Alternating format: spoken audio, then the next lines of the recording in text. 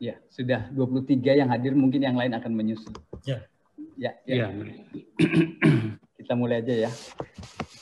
Baik, selamat malam teman-teman esoterika, Bapak Ibu sekalian.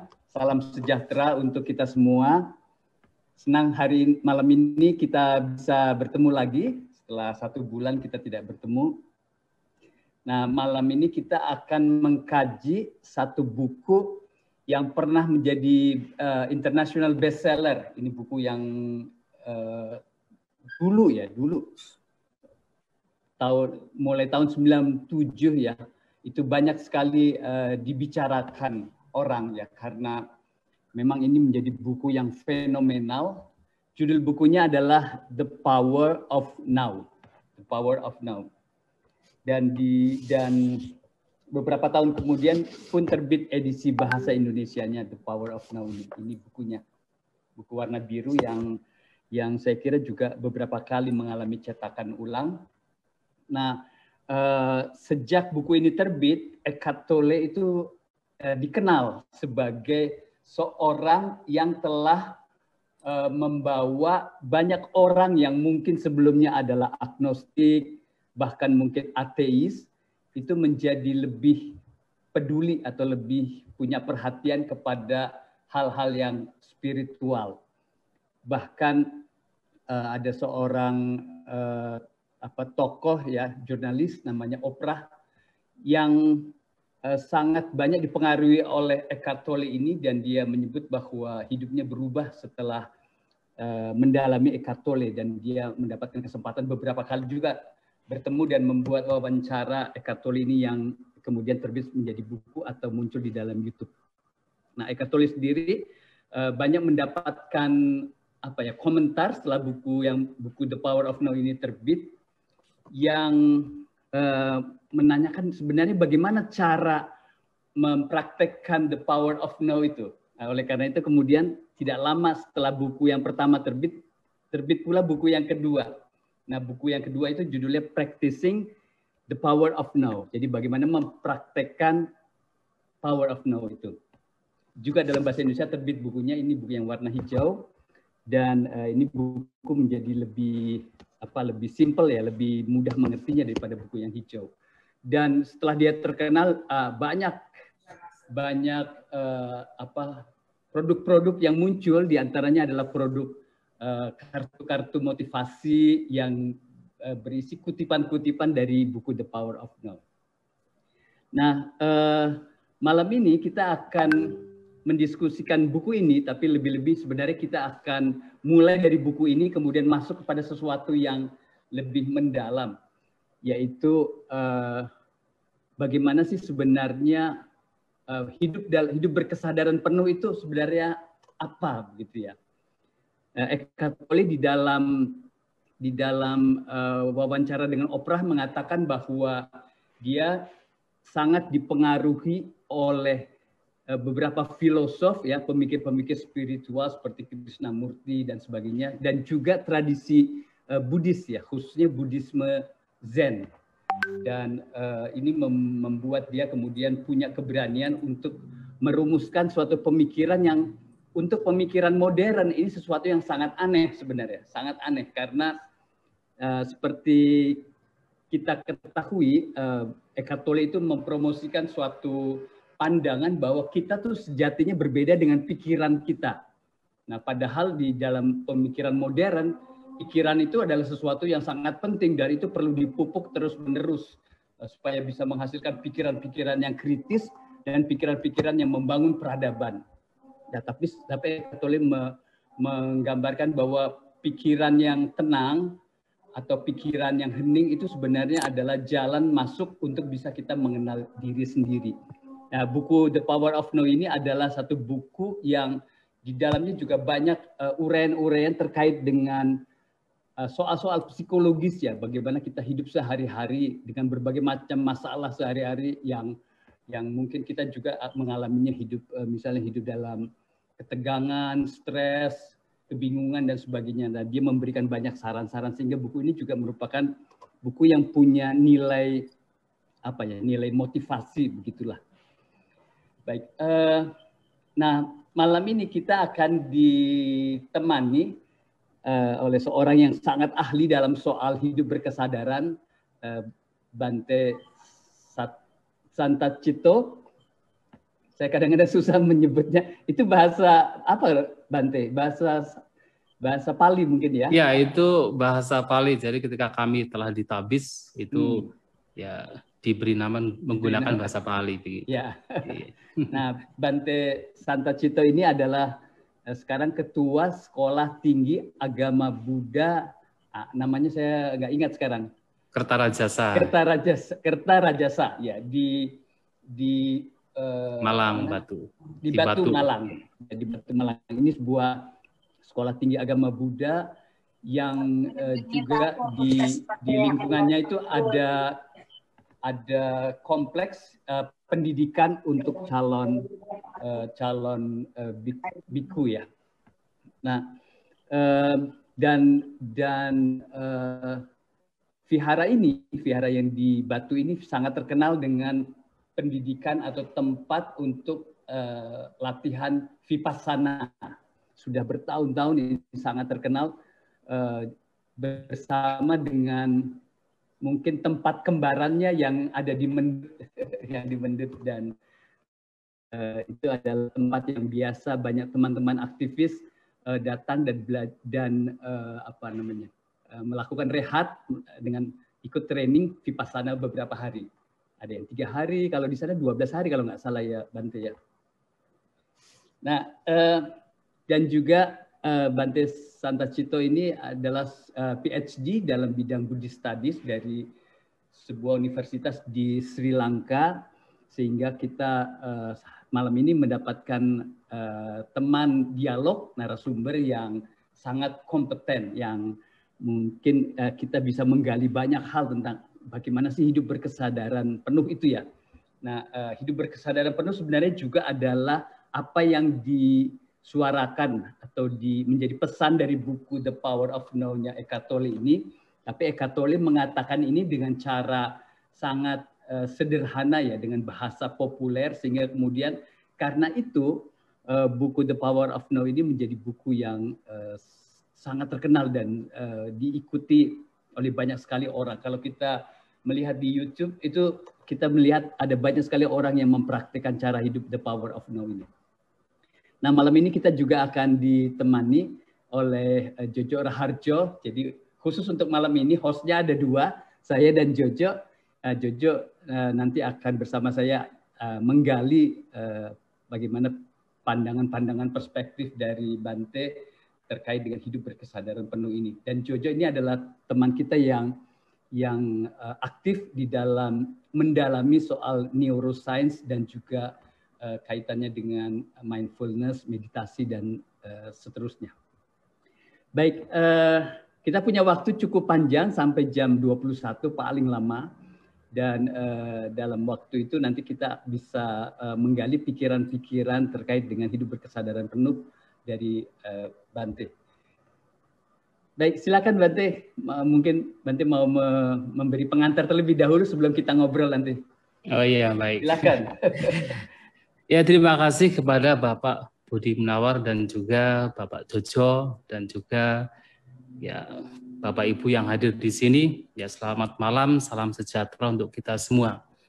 Ya, tadi telah disampaikan mengenai yaitu buku yang ditulis oleh Eckhart Tolle, The Power of Now. Dan kebetulan saya juga membaca bukunya, dan dalam bahasa Inggris juga saya bawa bukunya, tapi yang kedua, Practicing the Power of Now, ya, A Guide of Spiritual Enlightenment. Ya. Nah, memang kalau kita perhatikan buku ini, setiap kalimatnya itu memiliki makna yang sangat dalam,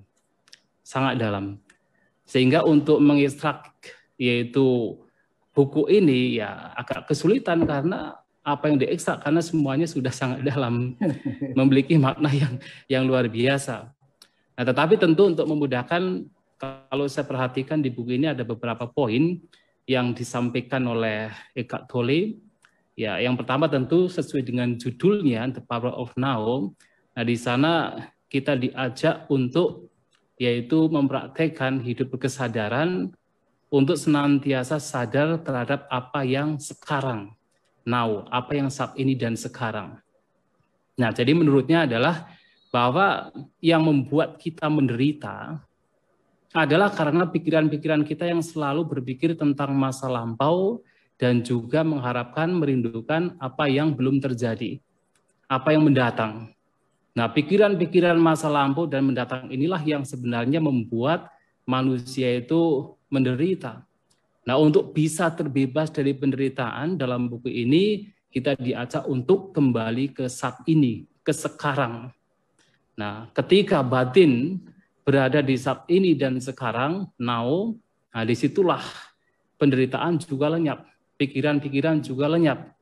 Dan yang ada adalah stillness, yang ada adalah keheningan, kedamaian, tanpa ada penderitaan. Nah, sehingga ya kalau kita mengatakan the power of now, artinya bahwa kekuatan ya berkesadaran atau hidup berkesadaran saat ini dan sekarang, itulah yang membawa kepada stillness, membawa kepada keheningan. Dan itu pula yang oleh Eckhart Tolle disebut sebagai enlightenment, sebagai pencerahan. Jadi yang diartikan sebagai pencerahan adalah ketika batin berada di saat ini dan sekarang, berada di now.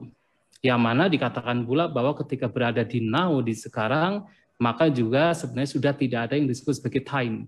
Karena yang disebut sebagai psychological time atau katakan waktu, ya persepsi tentang waktu itu adalah ketika kita berada di masa lampau dan akan datang. Sementara kalau kita berada di saat ini dan sekarang, di situ sudah tidak ada timeless. Nah, di situ artinya tidak ada penderitaan. Nah, yang menarik juga adalah bagaimana kita dalam buku ini, bagaimana kita melatih batin kita untuk ke saat ini, ke sekarang. Ada beberapa hal yang saya perhatikan, banyak sekali sebenarnya, tapi ada beberapa hal yang saya perhatikan, ya caranya. Jadi yang pertama adalah dengan cara menjadi pengamat terhadap pikiran. Nah, selama ini dikatakan bahwa manusia ini selalu mengidentifikasi sebagai pikiran, tetapi di sini dalam yaitu hidup berkesadaran untuk kembali ke saat ini, kita di sini diajarkan untuk mengamati bentuk-bentuk pikiran, mengamati buah-buah pikiran, the mind atau the thought, mengamati pikiran. Nah, menjadi observer, menjadi pengamat, menjadi watcher, jadi hanya sekedar melihat.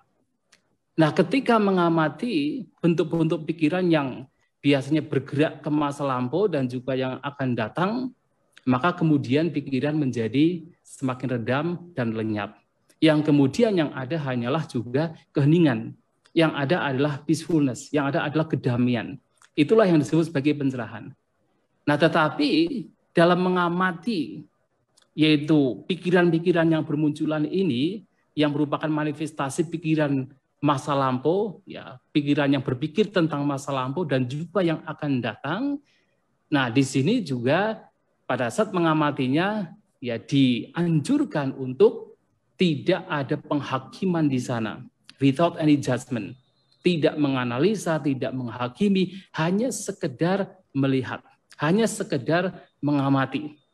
Dan ketika diamati, nah pikiran-pikiran yang bergerak itu, yang bereaksi tersebut akan redam, kemudian yang ada, yang tersisa adalah stillness, yang tersisa adalah keheningan. Ini salah satu cara untuk kembali ke sekarang. Salah satu cara untuk kalau dikatakan dalam buku tersebut adalah untuk mencapai enlightenment, mencapai pencerahan. Kemudian cara kedua bisa juga mengamati emosi. Nah, emosi di sini mengacu kepada kalau dalam buku The Power of Now adalah sebuah, kalau Eckhart Tolle mengatakan life situation, jadi kondisi kehidupan yang mana itu muncul di antara pikiran dengan jasmani.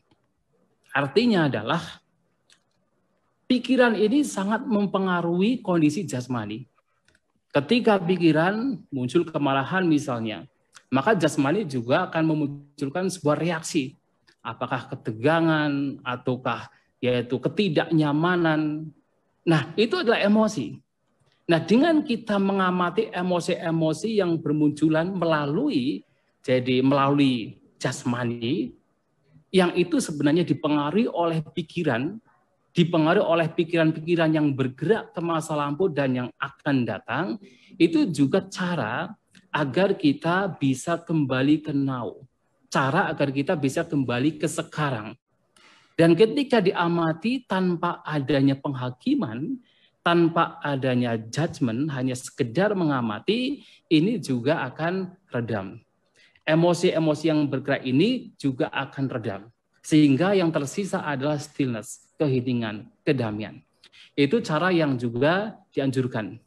Kemudian ada juga cara yang lebih kasar lagi adalah mengamati body pain. Jadi mengamati, ya kalau tadi emosi hampir seperti yaitu mengamati jasmani dalam artian reaksi-reaksi jasmani, tetapi di sini mengamati lebih yang mengamati katakan kondisi yang lebih kasar, yaitu body pain, artinya yaitu jasmani, rasa sakit di jasmani. Nah, ini juga dikatakan bahwa memang setiap pikiran yang mengembara ke masa lampau atau yang akan datang itu merupakan manifestasi dari pikiran yang negatif. Jadi yang disebut sebagai negativitas menurut Eckhart Tolle adalah ketika pikiran ke masa lampau dan yang akan datang. Dan setiap negativitas pikiran itu pasti memunculkan body pain, memunculkan yaitu semacam sakit di jasmani. Ketegangan di jasmani. Seperti misalnya, kalau misalnya kita dalam batin kita muncul kemarahan. Mungkin karena mengingat-ingat masa lampau sebuah kejadian yang tidak nyaman, atau kita berpikir-pikir tentang yang akan datang, kemudian memunculkan sebuah kemarahan. Nah, kemarahan pikiran ini bisa memunculkan rasa sakit di bagian tubuh. Apa barangkali perutnya menjadi seperti ya kena diare dan sebagainya. Dan mengamati body pain di sini juga jalan yang membawa kita ke now, ke sekarang. Dan seperti pada saat mengamati pikiran, mengamati emosi, mengamati body pain di sini juga tentunya juga dengan tanpa penghakiman. Jadi hanya sekedar mengamati. Jadi tidak menolak, tetapi juga tidak memegang. Jadi without claiming, no rejecting. Jadi tidak claiming, memegang ataupun juga menolak. Hanya sekedar mengamati tanpa menghakimi. Dan ini pun juga cara untuk bisa ke saat ini dan sekarang. Nah, ini adalah yang ketiga. Nah, cara yang keempat sebenarnya banyak cara yang diberikan oleh Eckhart Tolle, ya secara singkat juga cara yang lainnya adalah dengan mengamati setiap aktivitas yang dilakukan. Jadi apapun yang saat ini sedang dilakukan, apapun yang saat ini sedang dirasakan, apapun yang saat ini sedang terjadi, itu diamati. Kita menjadi pengamat tanpa menghakimi. Sebagai contoh misalnya pada saat kita duduk kemudian kita sekedar mengamati yaitu keluar masuknya nafas. Itu juga cara untuk kembali ke saat ini.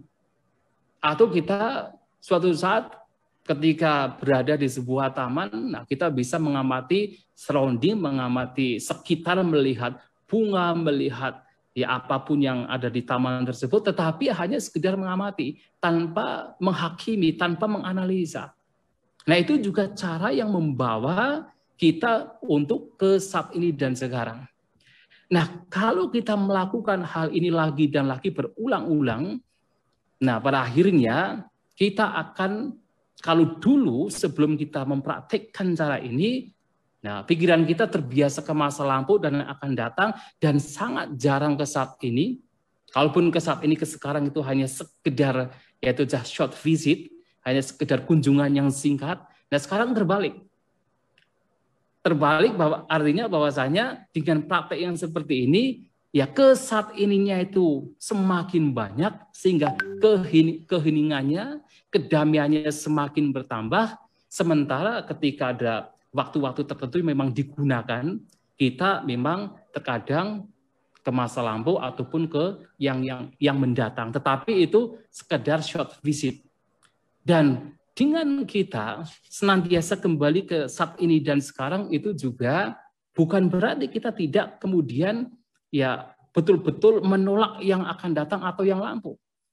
Tetap kita berpikir mendatang, tetap kita bisa berpikir tentang yang lampau.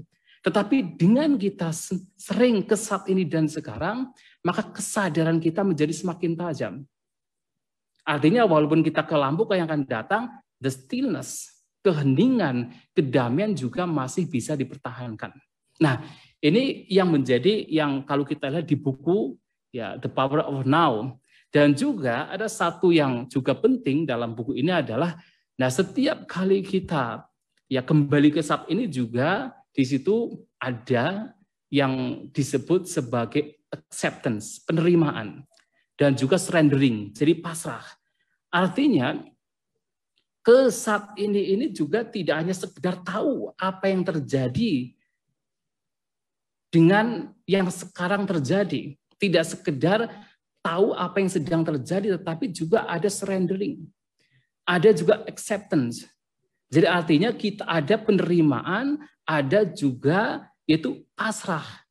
Mengapa demikian? Nah, disebabkan karena pengetahuan, karena pemahaman. Memahami bahwa penolakan dan kemelekatan itu adalah resistensi yang membawa kepada penderitaan. Yang mana penolakan dan kemelekatan itu biasanya muncul karena pikiran-pikiran masa lampau ataupun yang akan datang. Nah, mengerti bahwa ini adalah sebab penderitaan, maka dalam yaitu hidup berkesadaran, dalam kita mempraktikkan dengan istilah yang lain adalah mindfulness. Ya, itu juga harus ada the sense of acceptance, penerimaan dan juga surrendering. Dan ini juga penting sekali. Nah, kalau saya perhatikan ya karena ya kami sebagai biku mempraktikkan meditasi dan juga meditasi yang diajarkan oleh Sang Buddha, dan praktek mindfulness seperti ini yang dipraktekkan oleh Eckhart Tolle ini sangat bersesuaian dengan ajaran Sang Buddha, terutama kalau kami menyebut dengan istilah meditasi vipassana. Meditasi pandangan terang yang di situ sangat menekankan sati. Sati adalah mindfulness. Nah, dalam memperhatikan, ya dalam mengembangkan sati atau mindfulness, juga sangat menekankan now, apa yang sekarang saat ini sedang terjadi.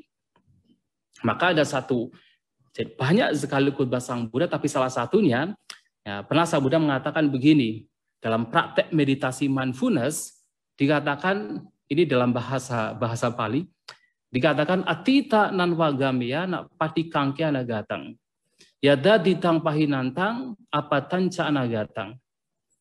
Pacu panesu yudamang tata vipassati. Hendaknya seseorang tidak kembali ke masa lampau dan juga tidak merindukan masa mendatang. Mengapa? Karena ketika kembali karena masa lampau telah ditinggalkan, masa mendatang belum tiba. Nah, alih-alih ke masa lampau dan ataupun masa mendatang, seseorang hendaknya melihat ke dalam vipassati, melihat ke dalam right there, tepat di sana, tata-tata. Ini juga penting sekali istilah tata-tata. Jadi melihat ke dalam, tepat di sana, di fenomena yang sedang muncul. Nah, ketika mengatakan melihat di sana, tepat di sana itu bukan 10 menit yang lalu, bukan objek atau fenomena 5 menit yang lalu, atau 2 menit yang lalu, atau setengah menit yang lalu, adalah yang betul-betul now, betul-betul sekarang. Dan itulah kenapa dalam Eckhart Tolle dikatakan juga ketika betul-betul seseorang itu berada di saat ini dan sekarang sudah tidak ada persepsi waktu. Persepsi waktu itu ketika berpikir masa lampau ataupun yang akan datang. Nah, ketika melihat ke dalam tepat di sana, nah di situ ya tidak ada persepsi waktu. Dan itu sangat ditekankan oleh dalam meditasi mindfulness, dalam meditasi vipassana, dalam meditasi yang diajarkan Sang Buddha, sangat ditekankan untuk kembali ke saat ini dan sekarang. Dan alasannya juga sama. Alasannya adalah berpikir-pikir yang lampau dan yang akan datang itu sebab penderitaan. Itu adalah manifestasi dari berbagai macam kotoran batin. Jadi ketika ya katakan berpikir yang lampau dan yang akan datang itu sebenarnya di situ banyak sekali kotoran batin yang muncul. Maka dianjurkan dalam meditasi ini menggunakan mindfulness di sini ke saat ini dan sekarang. Ketika berada di saat ini dan sekarang inilah penderitaan itu lenyap. Makanya pernah ada satu orang datang, ada satu orang yang datang pada Sang Buddha tetapi setelah melihat beberapa biku. Jadi dikatakan ada beberapa biku yang tinggal di hutan, makannya cuma sekali, tetapi kok mereka kelihatan bahagia, mereka kelihatan enjoy, kelihatan indranya tenang. Nah kemudian bertanya kepada Sang Buddha, kenapa ini para biku ini hidupnya di hutan, makan hanya sekali sehari, tetapi kok mereka kelihatan tenang, kelihatan damai, indranya tenang. Apa yang menyebabkan? Sang Buddha mengatakan, dengan tidak berpikir tentang masa lampau dan tidak merindukan masa mendatang, dan hanya hidup di saat ini dan sekarang, itulah yang menyebabkan mereka tampak tenang, menyebabkan mereka itu happy, kelihatan memang tenang. Dan ditambah dikatakan bahwa ketika seseorang regretting atau menyesali masa lampau dan mengharapkan merindukan yang akan datang, dia diibaratkan seperti tumbuhan melata yang layu karena dipotong. Artinya penderitaan. Kalau berpikir-pikir tentang yang lampau, yang biasanya ketika berpikir masa lampau, yang muncul adalah regret, yang muncul adalah penyesalan, atau berpikir tentang yang akan datang, itu juga bisa memunculkan kekhawatiran, kecemasan, ketakutan, atau bisa memunculkan keserakahan ketika harapannya adalah harapan yang seperti kita mendapatkan kebahagiaan di masa mendatang. Itu adalah penderitaan, diibaratkan seperti tumbuhan melata yang dipotong. Nah, sehingga dalam meditasi hidup berkesadaran di sini, kita yang pertama adalah kita harus kembali ke saat ini dan sekarang. Dan tentunya kembali ke saat ini dan sekarang juga harus ada, kalau Eckhart Tolle mengatakan juga tidak ada resistensi, harus penerimaan, harus surrender, ini juga sama, harus ada penerimaan. Atau dengan istilah lain adalah ada the sense of letting go. Artinya tidak ada judgment, apapun yang muncul, yang datang terhadap kita dalam setiap pengalaman kita, di situ tidak ada judgment, tidak ada penghakiman. Tetapi tanpa penghakiman di sini bukan atas dasar kebodohan, bukan atas dasar apatis, tetapi atas dasar kebijaksanaan, atas dasar pemahaman, memahami bahwasanya ketika muncul suka dan tidak suka, muncul keserakahan dan kebencian, itu adalah kotoran batin, itu penyebab penderitaan. Ketika ada, katakan fenomena yang muncul, yang dialami, itu menyenangkan, kemudian kita memunculkan keserakahan, itu adalah sebab penderitaan. Mengapa?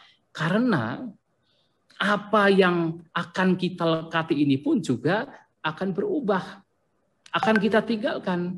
Dan ketika itu berubah, kita tinggalkan, penderitaan yang muncul. Dan juga kalau misalnya ada pengalaman tertentu, kemudian kita menolaknya, kita katakan lari dari pengalaman tersebut, itu juga penderitaan. Ya jelas, ketidaksukaan, kemarahan, lari, itu adalah sebab penderitaan. Nah, memahami demikian inilah kemudian dalam hidup berkesadaran kita dianjurkan untuk bagaimana mengamati objek yang muncul, mengamati pengalaman yang muncul tanpa menghakimi.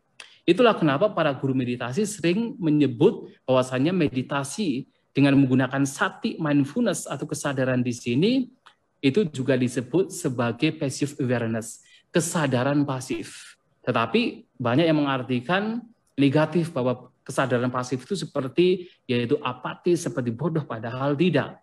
Itu harus ya didasari oleh pemahaman yang benar, oleh kebijaksanaan. Jadi bukan karena apatis, bukan karena bodoh. Nah, jadi sama. Jadi artinya bahwa apa yang katakan ajarkan oleh Kak Chole di sini juga ya sama dengan praktek mindfulness hidup berkesadaran yang terdapat di dalam ya kalau kita menyebut di dalam ajaran Buddha ya, jadi tanpa ada penghakiman dan disebut sebagai passive awareness dan kadang juga disebut sebagai bare attention, kesadaran apa adanya.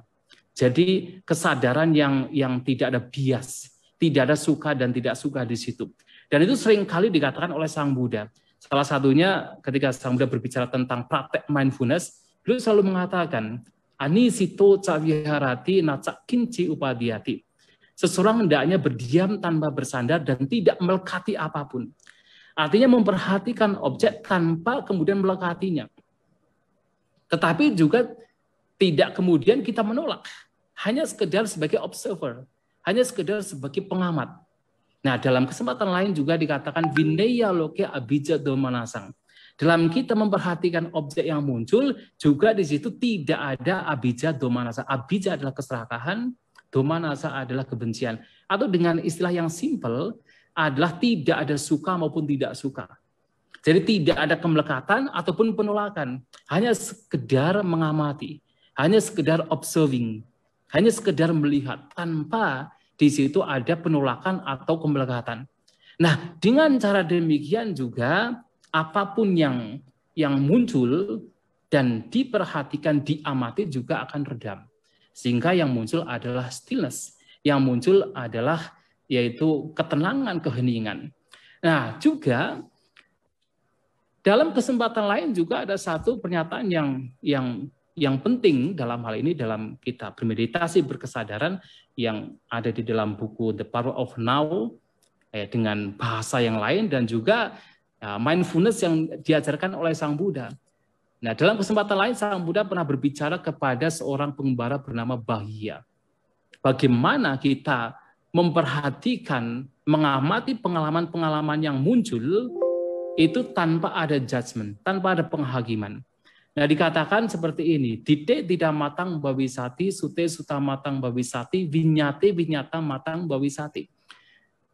Yang artinya adalah bahwa ketika kita melihat dengan mata kita, maka itu hanya sekedar pengalaman melihat. Jadi tidak ada semacam persepsi ada aku.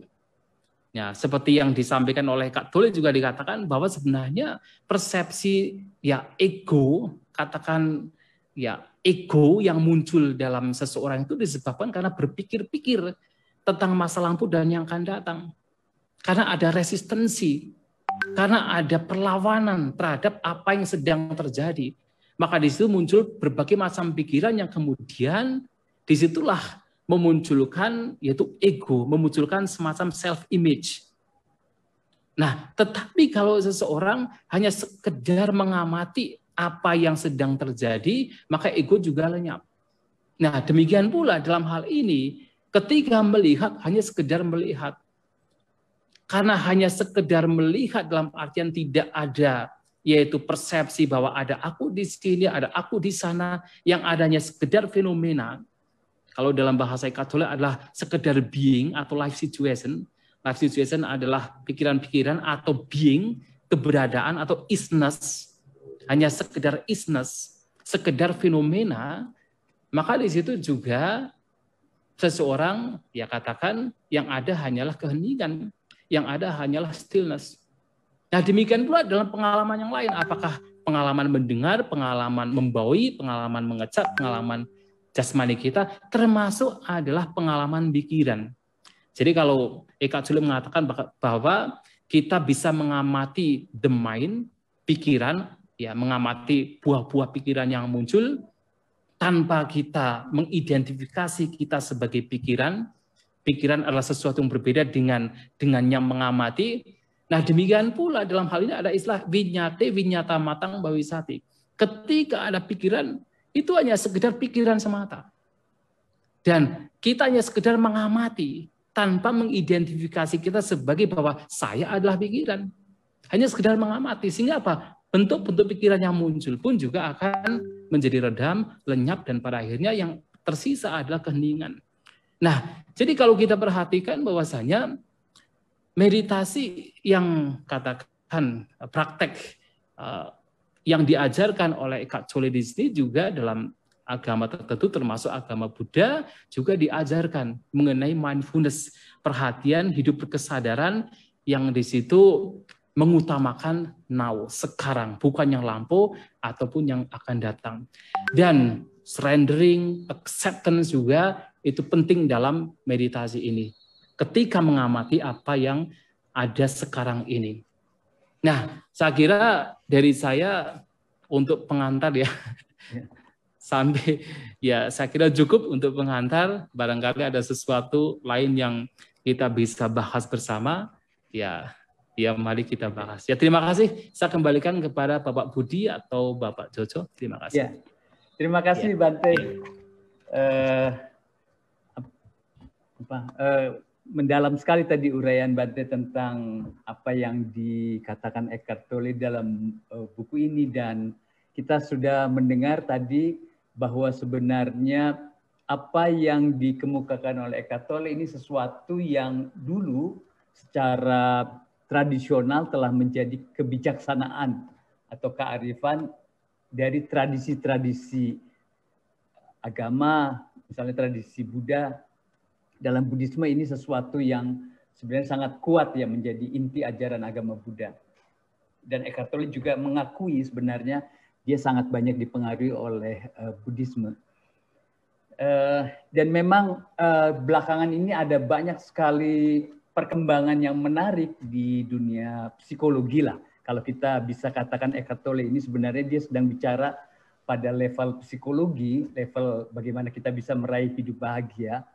Ada banyak perkembangan di mana ajaran dari agama, misalnya Buddha, juga yang agama yang lain itu kemudian dicoba dikemas dengan cara modern ya, dengan bahasa bukan bahasa agama. Eckhart Tolle sendiri mengakui bahwa dia sebenarnya bukan orang yang sedang mempromosikan sebuah agama, tapi dia sedang mempromosikan sebuah cara hidup baru di tengah modernitas yang sangat kuat dengan ketergesa-gesaan, yang sangat banyak menimbulkan penderitaan, dan dia punya satu saran atau metode yang dia sebenarnya dia gali dari tradisi-tradisi kebijaksanaan lama, termasuk dalam agama-agama yang kemudian menghasilkan sesuatu yang luar biasa. Saya membaca satu karangan dari seorang tokoh filsafat perennial belakangan ini, namanya Harry Old-Meadow. Dia mereview buku The Power of Now ini. Dia mengatakan walaupun Eckhart Tolle ini tidak mendasarkan pikiran atau perspektifnya ini pada suatu fondasi metafisik ya, fondasi pemikiran yang dalam, yang metafisik, tapi dia mampu membawa banyak orang yang sekuler menjadi lebih spiritualis, menjadi lebih spiritual, atau orang yang sekuler menjadi mulai punya perhatian pada hal yang spiritual, yang di dalam dunia modern ini sebenarnya kita tahu bahwa kehidupan itu sungguh-sungguh dikonstruksi oleh materialisme, konsumerisme, dan seterusnya. Nah, tapi saya kira dari penjelasan apa yang tadi Bante kemukakan, justru sebenarnya di balik pikirannya Eckhart Tolle ini ada fondasi metafisik yang juga kuat ya, yang itu memang tidak bisa kita dapatkan di bukunya, tapi dia akan kita dapatkan kalau kita mengenal tradisi-tradisi yang telah mempengaruhi Eckhart Tolle. Oke, nah sebelum kita nanti berdiskusi dengan Bante Santacitto, saya mau minta Jojo, kawan kita yang banyak mendalami tentang neuroscience dan juga mindfulness, untuk memberi sedikit komentar tentang buku ini dan tentang apa yang dikatakan oleh Bante Santacitto tadi. Silakan Jojo. Ya, makasih Budi.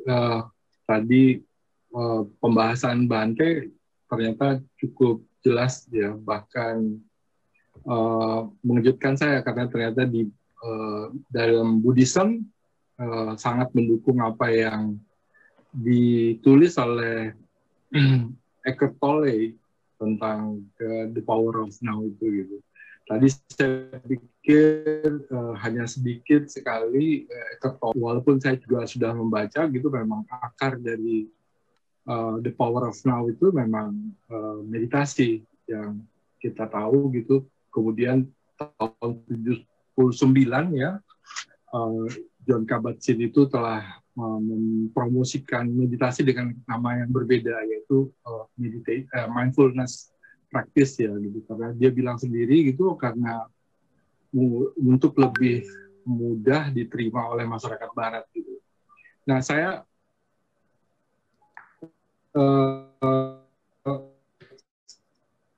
sudah berapa tahun ini mendalami.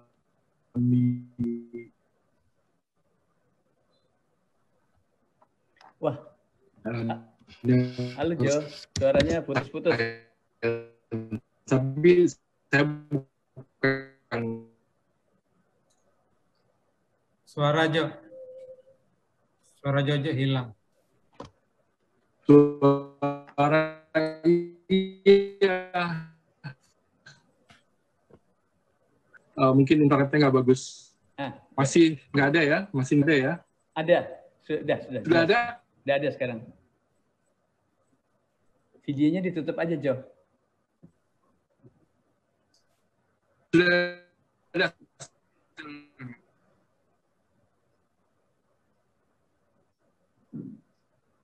Kelihatannya ada masalah. Hilang. Hilang ini. Ya, hilang ya. Oke. Ya, baik. Kelihatannya masih ada masalah dengan jaringannya Jojo. Jadi nanti biar Jojo kalau sudah kembali kita bisa minta untuk bicara kembali. Baik, teman-teman sekalian, tadi kita sudah mendengar dari Bante uraian yang sangat menarik, dan saya kira dengan mendengar Bante saja tadi sebenarnya kita sudah dapat kejelasan apa sih the power of now ini. Karena sebenarnya banyak kesalahpahaman di dalam di dalam pendapat-pendapat orang sekarang tentang pikiran-pikiran the power of now ini, terutama terkait kenapa kita harus tidak memikirkan masa lalu. Bukankah kita harus mengambil pelajaran dari masa lalu? Dan juga kita perlu merencanakan secara matang masa depan. Nah, itu kadang-kadang muncul komentar seperti itu yang tadi Bante sudah mengatakan bahwa sebenarnya dengan pikiran-pikiran seperti Eckhart Tolle dan juga mindfulness itu bukan berarti bahwa kita tidak mengambil pelajaran dari masa lalu atau tidak merencanakan masa depan, tapi yang tidak boleh terjadi adalah kita punya kegelisahan atau kita membawa kembali kekecewaan atau apa yang kita rasa di masa lalu, membawa penderitaan dan juga kekhawatiran tentang masa depan. Nah, itu aspek sudah kembali. Ya. Itu aspek-aspek yang penting untuk diperhatikan ya. Jadi sebenarnya tidak ada pertentangan antara pikiran tentang the power of now ini dengan cara hidup di mana kita perlu merencanakan, perlu juga memberi perhatian terhadap masa depan. Tapi yang jadi masalah sebenarnya kita tidak perlu mengkhawatirkan. Dan sepenuhnya hidup di saat sekarang yang disebut dengan mindfulness itu adalah sesuatu yang malah akan membantu kita menjadi lebih jernih dalam melihat masa lalu dan masa depan. Jojo sudah bisa? Ya, sekarang sudah dengar ya? Sudah bisa? Oke, sudah bagus, Jo. Lanjutkan, Jo. Agak payah nih, dalam beberapa hari terakhir ini. Jadi tadi saya bilang, saya bukan ahli neuroscience, meskipun saya sudah mendalami beberapa tahun terakhir ini ya, dan sudah menulis 200 artikel mengenai riset-riset neuroscience. Sebenarnya dalam rangka mempromosikan, karena menurut saya ini bagus sekali gitu ya, tentang otak dan kaitannya dengan berbagai aspek kehidupan manusia ya. Nah, karena itu saya mau bicara menurut apa yang sudah saya pelajari ya tentang neuroscience ini dikaitkan dengan bukunya Eckhart Tolle dan meditasi gitu. Saya baca berkali-kali tentang apa sih tantangan terbesar manusia sekarang ini. Sebenarnya sama seperti apa yang sudah disebutkan oleh Siddhartha Gautama ya gitu, yaitu sejak 2.500 tahun lalu, padahal udah lama sekali, kita baru neuroscience baru menemukannya dalam paling enggak 3 dekade terakhir ini, yaitu mind wandering. Pasti Bante juga sudah tahu soal ini ya, tadi sudah dibahas walaupun nggak disebutkan dengan kata mind wandering, yaitu pikiran yang berkelana ke sana kemari, ke masa lalu, ke masa depan, seperti juga dibilang oleh Eckhart Tolle gitu ya. Jadi mind wandering ini menyebabkan suffering, itu di dalam barangkali ini kata untuk menggantikan kata duka ya di dalam Buddhism ya. Nah, menghasilkan suffering itu dalam bahasa psikologi adalah kesehatan mental. Jadi dia merusak kesehatan mental, walaupun mind wandering ini telah menghasilkan banyak sekali penemuan-penemuan bagus gitu ya dalam peradaban manusia, atau pemikiran maksud saya yang juga luar biasa. Nah, dalam bahasa neuroscience, suffering ini adalah menurunnya fungsi otak. Jadi tidak maksimal lagi. Kita harus maksimal, tapi stuck di situ aja gitu ya. Nah, itu terjadi di mana-mana ya, di negara maju maupun sampai negara miskin sekalipun dulu. Nah, mind wandering ini adalah sebenarnya pengulangan pikiran yang kemarin, bahkan besok jadi ulang lagi gitu. Riset menunjukkan ada puluhan ribu pikiran. Ini baru aku ingin per hari. foto ini pertanyaan 50.000 per hari. Nah, 90% dari pikiran itu adalah pengulangan dari pikiran kemarin dan akan diulang lagi besok harinya. Hanya 5% yang pikiran original hari itu. Ini menurut riset. Pikiran yang mengulang-ulang ini tentu dibutuhkan pada kondisi tertentu ya, misalnya untuk membuat kita menguasai suatu keahlian. Namun pikiran negatif yang berulang tentu bukan suatu yang baik, apalagi jika kita jika itu membuat menjadi stres, cemas, bahkan depresi. Nah, tadi Bante sudah menjelaskan bagaimana pikiran masa lalu atau ke masa depan itu bisa bikin penderitaan dan lain sebagainya. Nah, jadi memang 80% dari pikiran kita itu adalah negatif. Dan cuma 20% yang positif menurut penelitian gitu. Nah, kemudian dari mind wandering itu ya, tantangan kita juga di masa modern gini ya, ada multitasking namanya. Dulu sebelum ada zaman digital, sebenarnya kita juga ada multitasking juga. Kita ada televisi ya, di depan TV kita membaca koran, makan sambil nonton TV dan lain sebagainya gitu. Ngobrol sambil membaca koran atau majalah dan lain. Itu multitasking yang juga sebenarnya menghasilkan kesehatan mental yang menurun gitu, atau kita bilang di neuroscience bilang ini adalah positivity-nya berkurang gitu.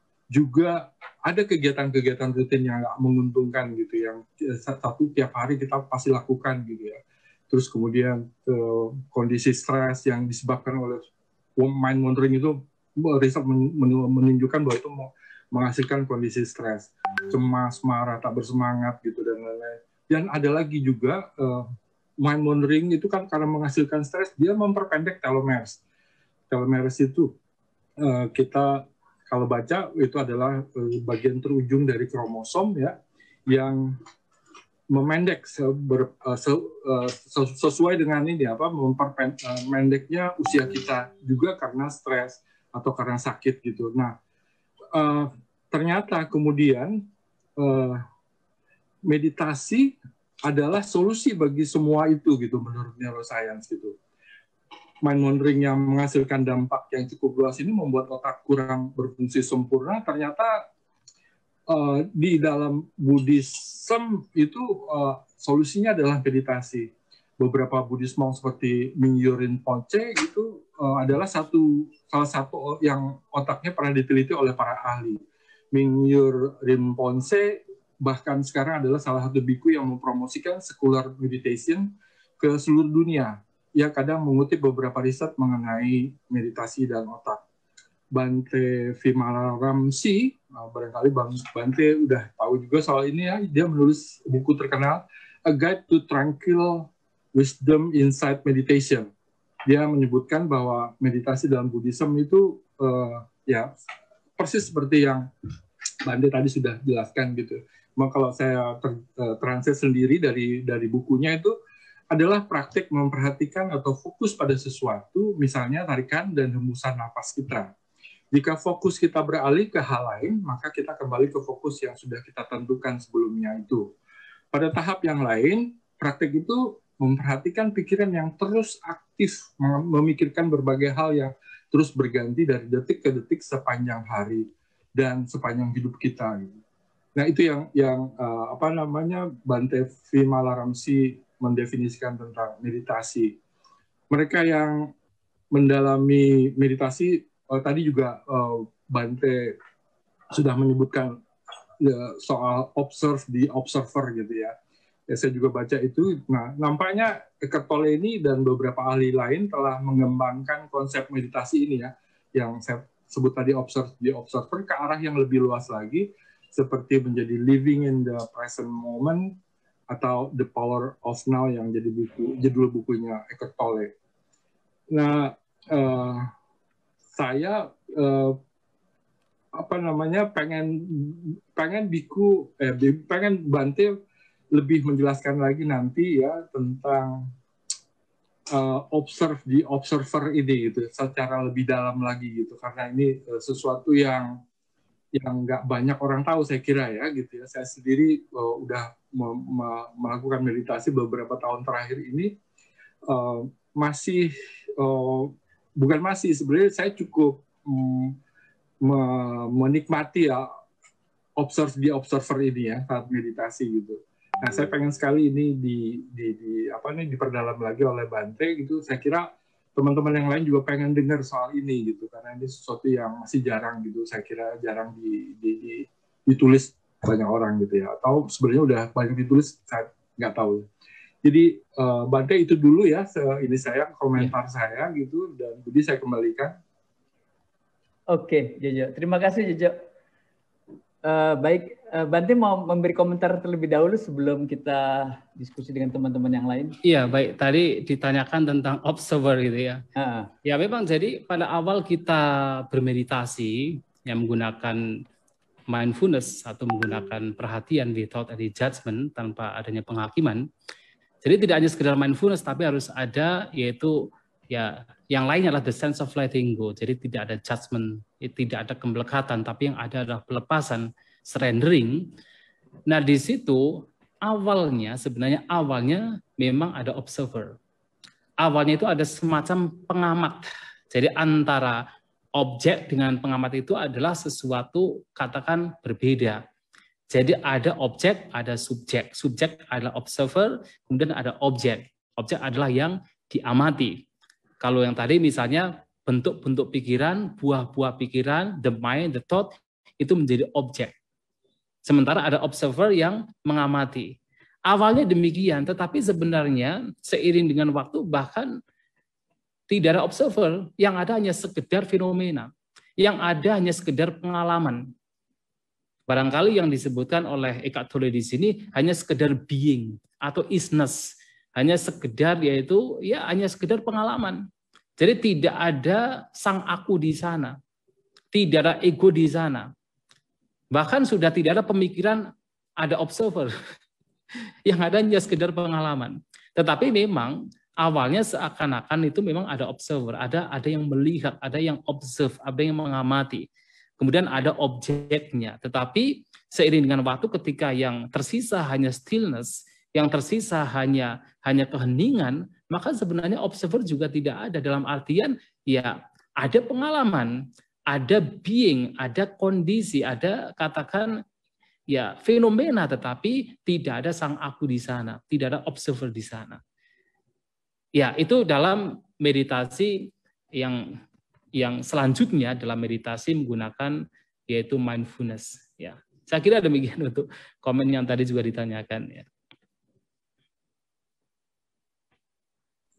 Baik, makasih Bante. Makasih Bante. Menarik apa yang dikemukakan oleh Bante barusan, bahwa pada akhirnya yang disebut observer itu juga nggak ada ya. Pada akhirnya di dalam ya, intensitas mindfulness atau meditasi yang mendalam.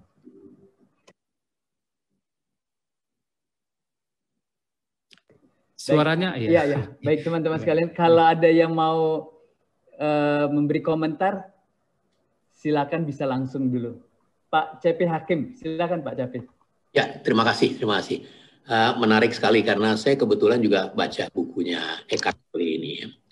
Yang saya ingin tanyakan adalah pada waktu kita mencoba melakukan meditasi, maka yang ada di pikiran kita itu dua hal tadi, yaitu tentang masa lalu dan kekhawatiran masa depan. Nah, bagaimana kita caranya untuk misalnya tidak ada kemelekatan, tidak ada ego kita di masa lalu sama masa depan, karena justru dengan meditasi, justru dengan berdiam diri, itu justru muncul banyak hal masa lalu dan juga banyak hal masa depan. Kita tidak bisa menghentikan self-talk ya. Saya baca di Eckhart Tolle, dia mengatakan, saya setuju bahwa memang harus self-full consciousness ya, betul-betul memang kalau kita sadar betul pada keadaan sekarang memang kita mungkin melupakan.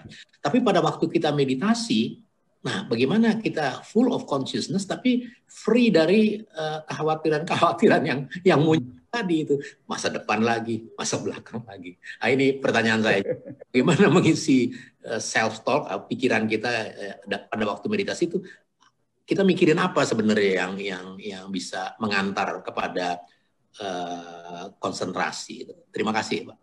Ya. Ini pertanyaan yang mewakili banyak orang ya, Bante ya. Oh iya. Iya. Ya, pertama harus diketahui bahwa sebenarnya kekhawatiran, kecemasan, ketakutan, pikiran ke masa lampau dan yang akan datang itu terjadi. Terjadi bahkan ketika seseorang tidak bermeditasi. Hanya masalahnya adalah ketika seseorang tidak bermeditasi, umumnya seseorang ini selalu menutupi kekhawatiran, menutupi kecemasan dengan hal-hal lain.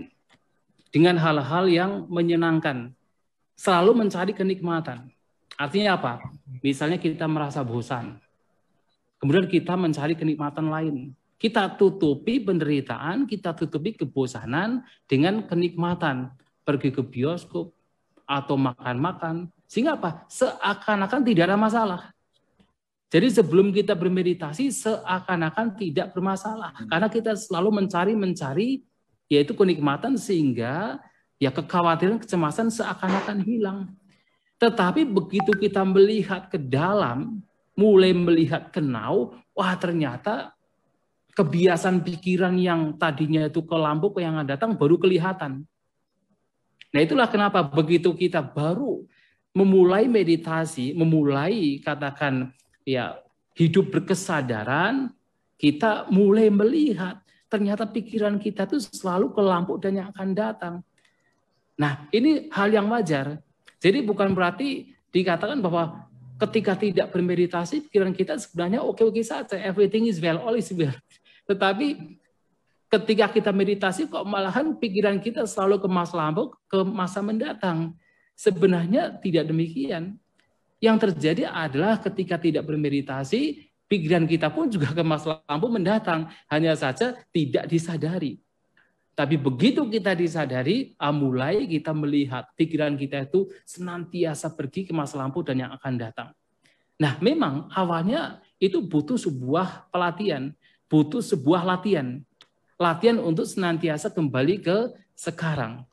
Nah, itulah kenapa dalam latihan ini kemudian awalnya banyak pikiran yang muncul. Pikiran-pikiran itu banyak yang muncul ke masa lampau yang akan datang. Tapi kalau itu disadari, itu diamati tanpa adanya penghakiman, lama-kelamaan, ya pikiran-pikiran ke lampau dan akan datang itu menjadi lebih berkurang, dan berkurang. Yang pada akhirnya batin lebih ke saat ini dan sekarang. Awalnya itu memang seperti pikiran mengembara ke sana kemari. Tapi begitu dilakukan lagi dan lagi, lama-kelamaan batin lebih ke saat ini dan sekarang. Nah, mulailah kita merasakan manfaat dari meditasi ini. Nah, tetapi sebenarnya pada saat kita baru mulai meditasi, itu sudah merupakan step awal. Walaupun seakan-akan kok batin saya seperti ini, itu sudah step awal dan itu akan dialami oleh siapapun. Nah, tentu yang katakan bagaimana kita bisa bisa ke saat ini dan sekarang, kemudian tidak katakan ya memunculkan kecemasan, kekhawatiran, kemas lampu dan yang akan datang, ya memang praktek dan praktek. Jadi selalu mengulang-ulang untuk kembali ke saat ini dan sekarang sehingga yang saat ini lebih banyak, sementara yang lampu yang akan datang itu lebih sedikit. Nah itu yang harus kita lakukan. Tambah yang kedua tentu adalah menggunakan pemahaman. Ya menggunakan pemahaman bahwasanya yang lampu dan yang akan datang itulah sebab penderitaan, sebab mengapa kita cemas, khawatir dan sebagainya. Dengan pemahaman demikian itu akan semakin memotivasi. Setiap kali batin ke lampu atau ke yang akan datang, kita kembali ke saat ini. Akan memotivasi kita, akan mengingatkan kita. Sehingga dalam bukunya Eckhart Tolle dikatakan bahwa pikiran-pikiran ini yang menjadi penyebab penderitaan itu juga harus digunakan. Ketika mereka muncul harus digunakan untuk menyadarkan kita untuk kembali ke saat ini dan sekarang.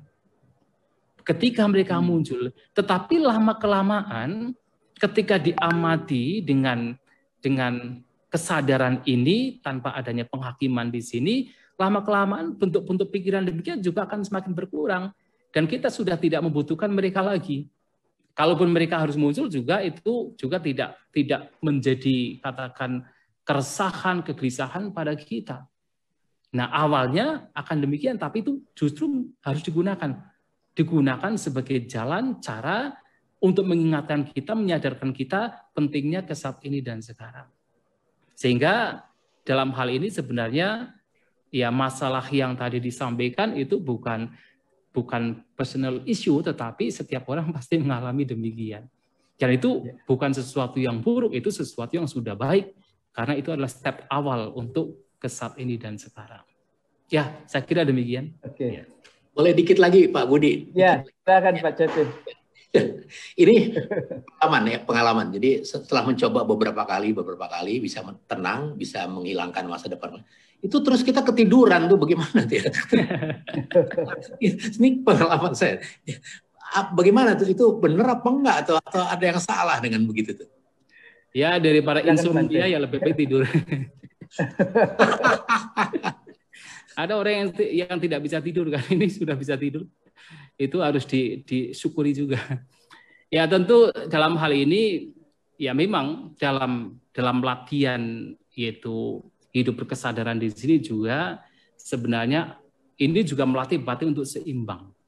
Seimbang dalam hal apa? Seimbang dalam hal antara semangat dan rileks itu menjadi seimbang. Artinya kalau kita terlalu bersemangat itu bisa membawa kepada masa lampau dan akan datang. Kegelisahan muncul. Tetapi dengan kita menyadarinya, dengan kita sadar, itu menjadi redam. Tetapi begitu itu redam, itu memunculkan rasa rileks, tenang, nyaman, dan pada akhirnya tertidur. Akan demikian. Nah tetapi kalau kita sadar lagi, itu juga akan membawa batin yang tadinya itu tertidur menjadi awaken, menjadi sadar lagi, menjadi seimbang. Sehingga dalam praktek ini juga kadang gelisah muncul, kadang terlalu rileks juga muncul. Tetapi sebenarnya kalau perhatian itu ada di sana, itu akan selalu menyeimbangkan. Artinya kalau kita sudah tertidur, berarti kesadarannya sudah tidak ada. Dan itulah yang kemudian juga itu pun rasa rileks, rasa tenang, rasa nyaman, rasa damai pun juga harus disadari. Sehingga apa? Tidak membawa kita kepada tidur. Nah itu juga bagian dari latihan batin kita. Nah jadi demikian. Tetapi sebenarnya daripada gelisah kan lebih baik tidur. Kan begitu ya. Padahal nggak ngantuk loh, bukan dalam kondisi kurang tidur, bukan ngantuk, bukan, tapi memang begitu relax. Nah, relax ya. Ketiduran, tapi betul tuh memang hilang kesadaran. Terima kasih. Iya demikian ya Pak ya. Makasih Bante, terima kasih Pak Iya, Cepi. baik, baik. Baik, teman-teman sekalian, kalau ada yang mau langsung bicara, silakan. Mungkin Ki Enal mau bicara? Budi, Ya. Ah, Jojo, silakan. Bante, ini tolong dibenarkan ya, tolong diperbaiki kalau salah gitu ya. Saya belajar meditasi, baru belajar lagi meditasi itu mungkin 2015 atau 2014. Karena saya banyak menonton video dari Mingyur Rinpoche. Pasti pernah dengar nama itu ya, itu karena terkenal sekali gitu. Dia buat Pak Cepi Hakim ini ya, apa yang diajarkan tentang meditasi lebih sederhana dan lebih bisa diterima oleh mereka yang sekuler, di masyarakat sekuler maksud saya, atau mereka yang bukan dari Buddhis gitu. Saya sangat tertolong sekali bisa mengenal, oh meditasi begitu ya, kalau seperti apa yang disebutkan oleh Mingyur Rinpoche. Jadi Pak Cepi Hakim mungkin coba cari video-videonya Mingyur Rinpoche. Silakan Pak Bante mungkin menambahkan atau memperbaiki apa yang saya sampaikan ini. Ya, itu memang fenomena yang menarik ya. Saya juga sudah melihat beberapa video tersebut, Jojo. Pengen dapat komentarnya Bante. Apakah menyajikan Buddhisme dalam hal ini tentu meditasinya ya, secara sekuler itu bisa dibenarkan ya dalam agama Buddha itu? Sebenarnya tidak masalah. Ya. Karena memang sebenarnya kan meditasi kan untuk kehidupan sehari-hari. Justru kalau dalam kita berbicara meditasi kesadaran, itu kan memang berguna untuk dalam kehidupan sehari-hari. Artinya ini memang hendaknya dimunculkan, jadi kesadaran dimunculkan dalam setiap aktivitas yang kita lakukan. Jadi tidak seperti orang berdiam diri, kemudian masuk ke hutan, masuk ke gua, bertapa, tidak hanya demikian. Itu mereka-mereka yang memang lebih intensif untuk melihat ke dalam diri. Tetapi dalam kehidupan sehari-hari itu penting sekali. Bahkan ini juga ya disampaikan tidak hanya oleh Mingyur Rinpoche, tetapi juga ya Sang Buddha sendiri seperti hanya Eckhart Tolle mengatakan bahwa meditasi kesadaran ini harus dipraktekkan di setiap saat, setiap waktu, dalam setiap aktivitas. Jadi baik berjalan, berdiri, duduk, berbaring, berbicara, diam, bahkan termasuk pada saat buang air besar, buang air kecil, itu bagian dari meditasi. Selama kita sadar terhadap apa yang kita lakukan, nah selama kita berada di saat ini dan sekarang, menyadari setiap pengalaman yang muncul dalam setiap aktivitas yang kita lakukan, itulah sebenarnya yang disebut sebagai meditasi. Sehingga kalau kemudian diarahkan ke yang sifatnya adalah sekuler, ya itu sebenarnya tidak ada masalah. Jadi antara spiritualitas dan sekuler itu bisa ya seiring sejalan sebenarnya. Oke, ya, terima kasih ya. Penjelasan yang sangat memuaskan. Karena saya baca juga udah ribuan kali penelitian tentang meditasi itu dilakukan oleh para neuroscientist terutama ya. Dan Mingyur Rinpoche ini salah satu yang diteliti oleh neuroscientist gitu, otaknya. Saat dia bermeditasi, apa yang terjadi di otaknya, kemudian apa yang kemudian efek positifnya gitu. Banyak sekali penelitian. Jadi ya ini sekalian promosi memang. Walaupun saya bukan Buddhis, saya menganjurkan sekali meditasi buat orang-orang semua gitu. Oke. Iya. Oke, Udi. Ya. Baik, mungkin saya akan bacakan pertanyaan yang ada di chat ya, Bante. Iya, baik. Ya. Coba kita lihat dulu. Jadi ada dari Iim Suryahin, izin bertanya bagaimana korelasi the power of now dengan tuntutan di tempat kerja terkait Renstra atau rencana strategis, program kerja dan lain-lain yang semuanya terkait dengan masa depan. Jadi saya kira sedikit tadi sudah kita singgung ya. Iya, betul. Bahwa sebenarnya mindfulness itu atau the power of now itu tidak menghilangkan tradisi atau sesuatu yang penting di dunia kerja, misalnya membuat perencanaan dan seterusnya. Tapi mungkin nanti bisa tambahkan sedikit soal ini. Iya, tadi telah disampaikan bahwa sebenarnya kalau kita itu hidup berkesadaran, itu justru akan menambah, katakan enhance, jadi pikiran kita, batin kita ketika merencanakan sesuatu di masa depan lebih jernih. Ya, jadi kalau kita itu hidup dalam kegelisahan karena terlalu banyak berpikir tentang masa lampau dan akan datang, malahan kita tidak bisa jernih ketika merencanakan sesuatu di masa mendatang. Tapi justru kalau kita itu ya mempunyai kebiasaan atau pengembangan batin ke saat ini dan sekarang, itu membawa kesadaran kita itu lebih jernih ketika harus katakan membuat rencana ya strategi masa depan itu akan lebih jernih. Jadi bukan berarti malahan itu bertentangan, tetapi itu akan membawa kita kepada perencanaan yang lebih jelas, lebih jernih dan bahkan lebih matang ketika kita terbiasa ke saat ini dan sekarang. Karena sebenarnya ini juga disampaikan oleh Kak Doli bahwa sebenarnya kan semua yang kita alami itu sebenarnya now, sekarang sebenarnya.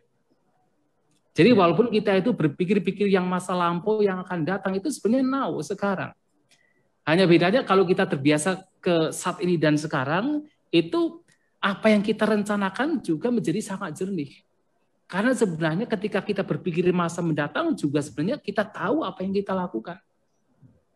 Jadi kita akan lebih tahu, kita akan lebih jernih untuk memahami apa yang sedang kita lakukan termasuk ketika kita membuat renstra. Nah, sehingga apa? Sekali lagi bahwa justru akan membuat kita lebih jernih. Jadi tidak akan bertentangan dengan ketika kita membuat perencanaan tentang masa yang akan datang. Ya, saya kira ini cukup. Terima kasih Bante. Iya. Oke, selanjutnya Mas Yudi mau bicara? Ya.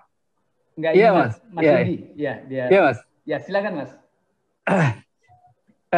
Saya mau confession bahwa saya sebenarnya belum membaca buku Power of Now, tapi dari penjelasan Bante, saya merasa sudah membacanya. Jadi terima kasih Bante pembacanya. Oh iya, baik.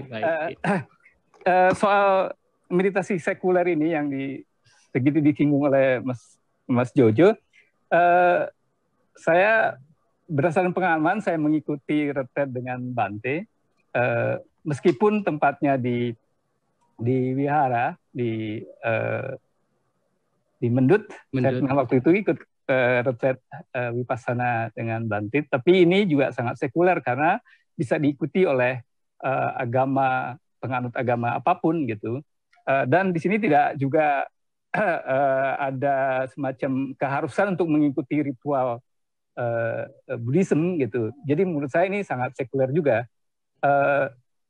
Demikian juga meditasi Vipassana yang pernah saya ikuti dengan dengan meditasi mengenal diri. Ini saya pikir sama juga dengan yang Bante ajarkan. Sama persis. Ini juga sangat sekuler juga, apalagi yang kebetulan saja Bante ini memakai jubah, jadi orang image-nya langsung ke Buddhis. Tapi ada juga yang dilakukan oleh bukan oleh seorang biku, tapi orang rumah tangga biasa gitu. Itu sangat sekuler, nggak sama sekali tidak ada ritual agama. Bahkan pernah saya juga ikuti metode Vipassana Goenka, itu bahkan image Buddha itu ditutupi, dihilangkan untuk tidak ada penghormatan atau image pada sosok Buddha gitu. Rupang Buddha, ya betul. Ya, rupang Buddha. Itu sangat-sangat sekuler menurut saya. Tapi yang menarik saya pikir untuk menjaga latihan ini, karena latihan juga seperti tadi Bante ulangi bahwa kuncinya adalah latihan dan latihan dan latihan. Saya selalu seingat setiap akhir meditasi retret ini ada 3 yang selalu perlu dibawa pulang gitu. Pertama adalah yang paling tidak penting adalah menyediakan waktu sekali-kali untuk retret gitu, meskipun setahun sekali. Karena dalam retret ini sangat kondusif suasananya gitu. Keduanya menyediakan untuk duduk hening gitu. Dan yang paling penting adalah yang paling penting adalah menjaga kesadaran itu setiap saat. Ini yang selalu saya ingat, yang selalu dipesankan di akhir retret ini. Ini mungkin juga menjawab tadi bagaimana tentang perlunya latihan, selain juga soal pemahaman. Pemahaman ini akan mengiringi soal latihan ini supaya kita merecharge lagi. Ya, terima kasih Bante. Itu aja ya, sedikit. Baik. Terima kasih. Ya, terima kasih ya. Sudah sangat sesuai ya. Saya lanjut ya Bante ya, saya baca baik, lagi. silakan. Ya. Ini dari Arjo Sukardan. Untuk masyarakat yang serba instan, ingin cepat kaya, terutama di tengah masa kesulitan ekonomi karena pandemi, adakah solusi sederhana tanpa berpikir rumit agar tantangan hidup menjadi lebih terkendali? Ya, gimana ini? Ada meditasi. Ya meditasi ya jawabannya. Bukan solusi yang cepat. Kalau neuroscience bilang, silakan. Ya silakan. Enggak, silakan. Jojo ya. Ya menurut saya setiap masalah mempunyai solusi yang berbeda. Kalau misalnya orang punya hutang ya harus mencari uang untuk mengembalikan hutangnya, kan begitu. Ya, jadi tidak hanya kemudian orang hutang kemudian kita hanya kembalikan lauk, kemudian kita tidak kemudian mencari uang untuk mengembalikan hutang, yaitu salah.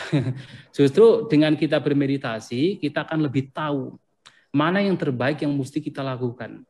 Jadi dengan kita itu selalu kembali ke saat ini dan sekarang, kita akan mempunyai kemampuan untuk memahami dengan lebih jelas, lebih jernih apa yang mesti kita lakukan terhadap situasi kondisi yang berbeda. Ya, jadi lebih jelas, lebih jernih. Tentu dalam hal ini kalau memang kita membutuhkan sesuatu yang lain, misalnya yang seperti tadi misalnya ya dalam kondisi pandemik seperti ini bagaimana kita itu supaya ya dalam secara ekonomi kita supaya tidak mengalami kemerosotan, ya tentu ya tetap harus berusaha. Justru dengan pikiran jernih kita tahu bahwa ya ini waktunya untuk saya walaupun dalam kondisi yang kepepet seperti ini tetap harus berjuang, tetap harus termotivasi. Justru itu adalah ya manfaat dari kita itu meditasi malahan. Jadi bukan berarti ya apapun yang dalam kehidupan sekular itu kemudian ditinggalkan, tidak. Ya bahkan meditasi adalah untuk membuat kita untuk tetap tenang, tidak gelisah, tidak resah, tidak takut, sehingga apapun hal yang kita lakukan itu menjadi lebih jernih, lebih jelas, lebih matang, sehingga tidak membawa kepada kerugian. Kerugian dalam hal apapun, termasuk dalam kehidupan berumah tangga. Ketika hidup berumah tangga sebagai suami misalnya, ya harus menghidupi anak istri. Nah, tentu tidak kemudian ya orang berpikir ya harus meditasi kemudian duduk diam meditasi saja, tidak. Justru harus ya dengan meditasi tahu apa yang harus dilakukan, yang terbaik yang mesti dilakukan, ya tahu bahwa suami, keluarga harus berjuang untuk keluarga, untuk anak dan istri. Nah, itu salah satunya. Jadi ya meditasi membuat kita tenang, membuat kita jernih. Meditasi membawa kita untuk bisa berpikir lebih matang dalam setiap situasi kondisi yang kita hadapi. Ya, demikian ya. Makasih Bante.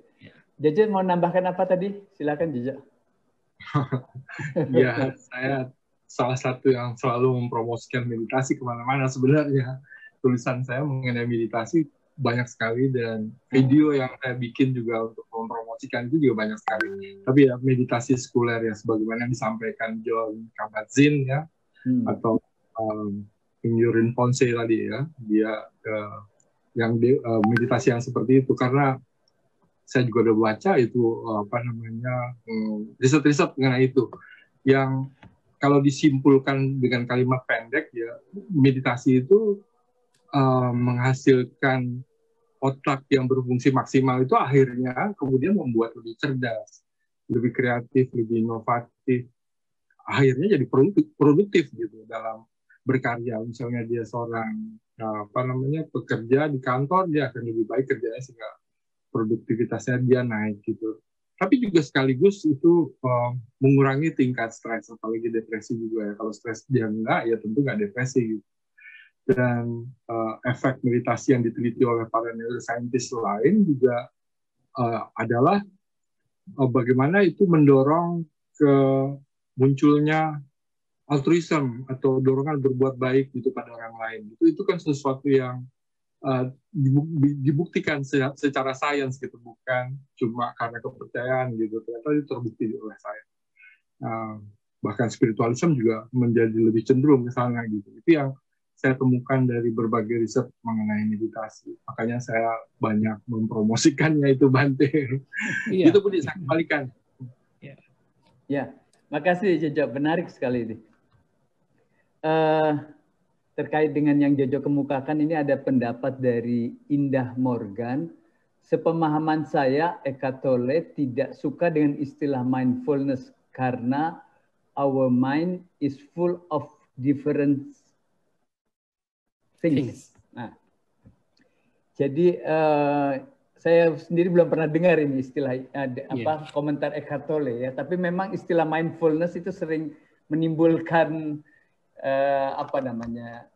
masalah karena justru meditasi yang menjadi kata yang sekarang menjadi mindfulness itu adalah mengurangi pikiran kan, mengurangi thoughts itu sebenarnya. Nah, jadi mindfulness itu sebenarnya kan adalah the power of now atau berkesadaran penuh, itu sebenarnya maksud daripada mindfulness. Tapi gimana menurut Bante ya? Atau menurut Jojo juga kontroversi soal penggunaan kata mindfulness ini? Iya, memang saya juga baru pernah mendengar, hanya saja memang kita bisa mendengarai di bukunya memang tidak pernah menggunakan mindfulness ya. Istilah mindfulness tidak pernah digunakan. Iya, tidak ada. Dalam bahasa Inggrisnya tidak pernah digunakan. Ya, tetapi makanya tadi saya mengatakan juga bahwa memang kalau dalam secara umum itu menggunakan istilah mindfulness. Tetapi saya juga memberikan tambahan bahwa mindfulness tetapi juga harus ada the sense of letting go. Ada ketidakmelekatan di situ. Karena memang terkadang kalau kita menggunakan hanya sekedar mindfulness atau sekedar perhatian terhadap objek atau perhatian terhadap apa yang sekarang sedang terjadi, karena mindfulness itu kalau di Indonesia diterjemahkan sebagai perhatian. Nah, kalau hanya sekedar perhatian, itu bisa membawa kepada kemelekatan, membawa kepada seperti grasping, seperti kita melekat, dan pada akhirnya juga itu menjadi sumber penderitaan juga. Makanya, selain ada perhatian, karena perhatian ini akan membawa kita ke saat ini. Dengan kita punya perhatian, maka kita akan terbawa ke saat ini dan sekarang. Tetapi selain ada perhatian juga karena didasari atau katakan disertai pemahaman, pengetahuan bahwa suka dan tidak suka merupakan sebab penderitaan, maka selain perhatian juga ada the sense of letting go. Jadi ada pelepasan, ada surrendering, ada acceptance, tetapi juga ada surrendering, pasrah, melepas, tidak menggenggam, tetapi juga tidak menolak. Nah, sehingga di sini memang tidak hanya sekedar mindfulness, tetapi juga ada the sense of letting go. Ada surrendering di situ. Nah, oleh karena itu, kenapa tadi saya menyampaikan bahkan di dalam yaitu meditasi Buddhis, nah di sana seringkali ya Sang Buddha mengatakan bahwa ketika kita memperhatikan objek dengan perhatian, nah di situ juga harus ada anisito cak viharati nacak kinci loke upadiyati. Jadi memperhatikan tanpa bersandar dan tanpa melekati. Dan itu saya kira penting sekali. Ya, perhatian membawa kita ke saat ini dan sekarang, tetapi juga ada ketidakkemelekatan di situ. Jadi hanya sekedar observing, hanya sekedar melihat semata. Ya, saya kira demikian. Ya, tergantung bagaimana kita mengartikan mindfulness sebenarnya. Ya.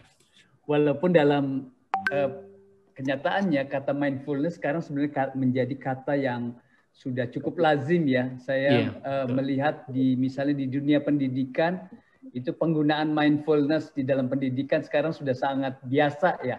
Bahkan itu ada satu mazhab sendiri itu mindfulness pendidikan itu, di mana melatih siswa supaya selalu mindful di dalam perhatian, di dalam proses pembelajaran itu. Oke.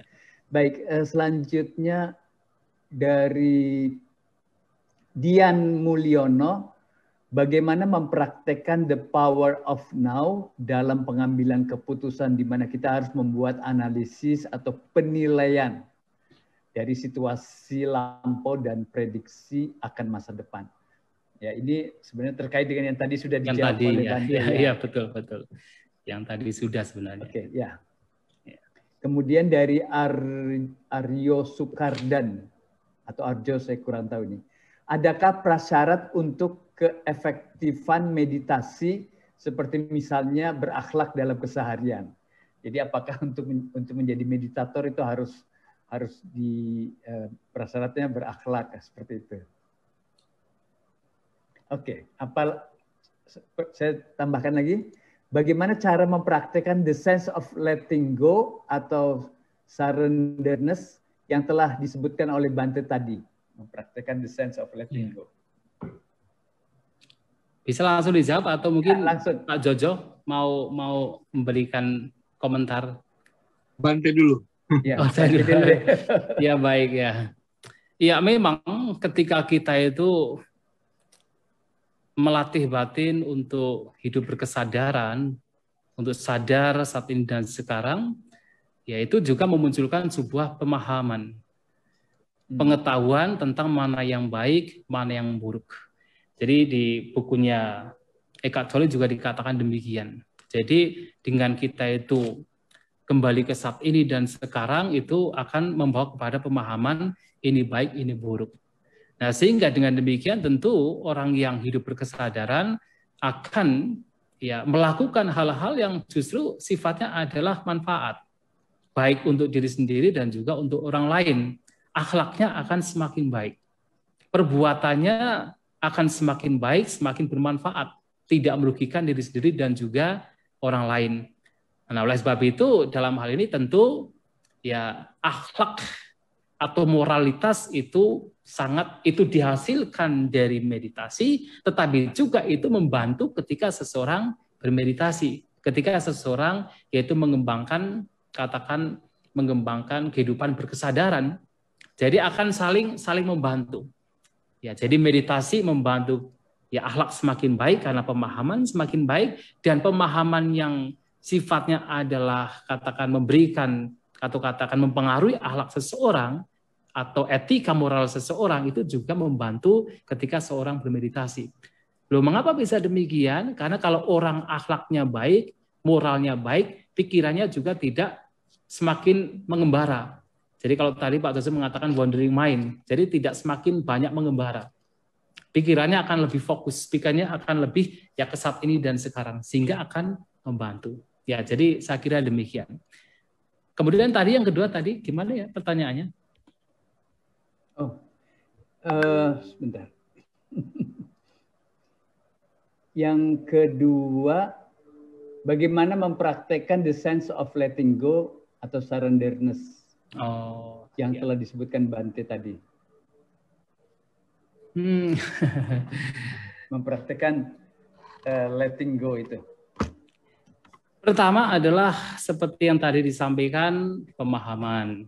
Jadi kita memahami atau memiliki sebuah kebijaksanaan pengetahuan bahwa melekati objek atau melekati yaitu katakan yang sedang terjadi itu adalah sebab penderitaan, dan juga menolak apa yang sedang terjadi juga merupakan penderitaan. Nah, mengetahui demikian, seseorang menjadi apa? Ya, melihat segala sesuatu sebagaimana adanya. Ya, jadi melihat tanpa melekati dan juga tanpa menolak. Nah, jadi hanya sekedar mengamati dengan acceptance dan juga surrendering, artinya tidak melekati di situ. Dan yang kedua, semakin kita melihat ke dalam apa yang sekarang sedang terjadi, ke now, semakin kita akan memahami bahwa ternyata apapun yang terjadi pada kita itu adalah tidak kekal. Dalam bukunya Eckhart Tolle juga dikatakan demikian. Segala sesuatu yang kita alami ternyata tidak kekal.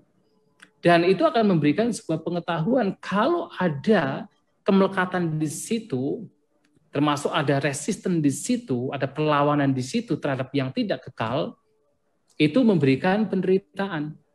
Nah, sehingga dengan memahami demikian, maka seseorang ketika melihat apa yang sedang terjadi, mengamati apa yang sedang terjadi, di situ ada the sense of letting go.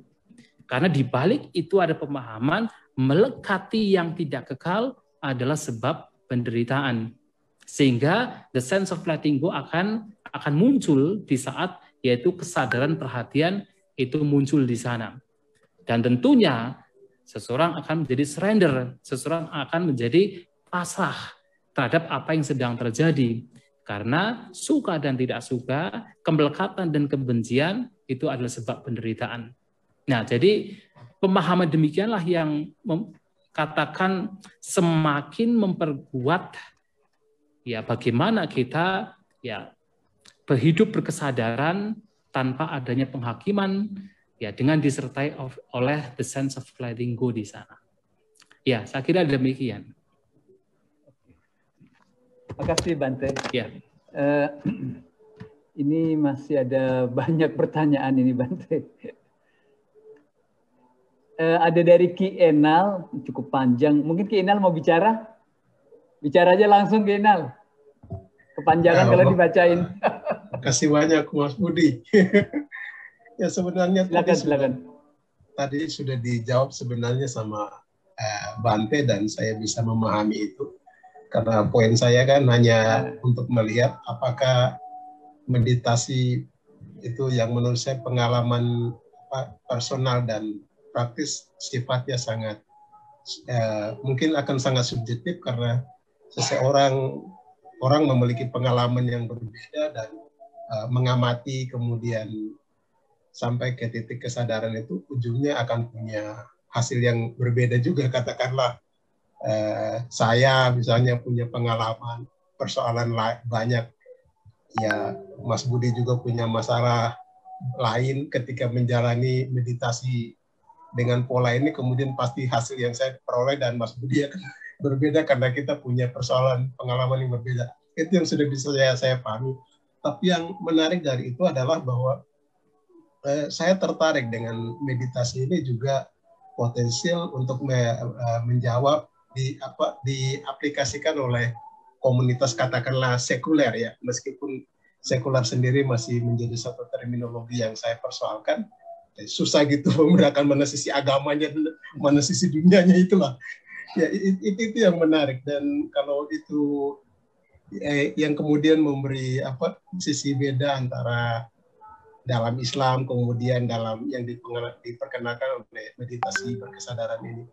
Yang ingin saya tanyakan dan ini menurut saya poin paling serius karena meditasi sifatnya personal dan mungkin subjektif hasilnya masing-masing orang berbeda.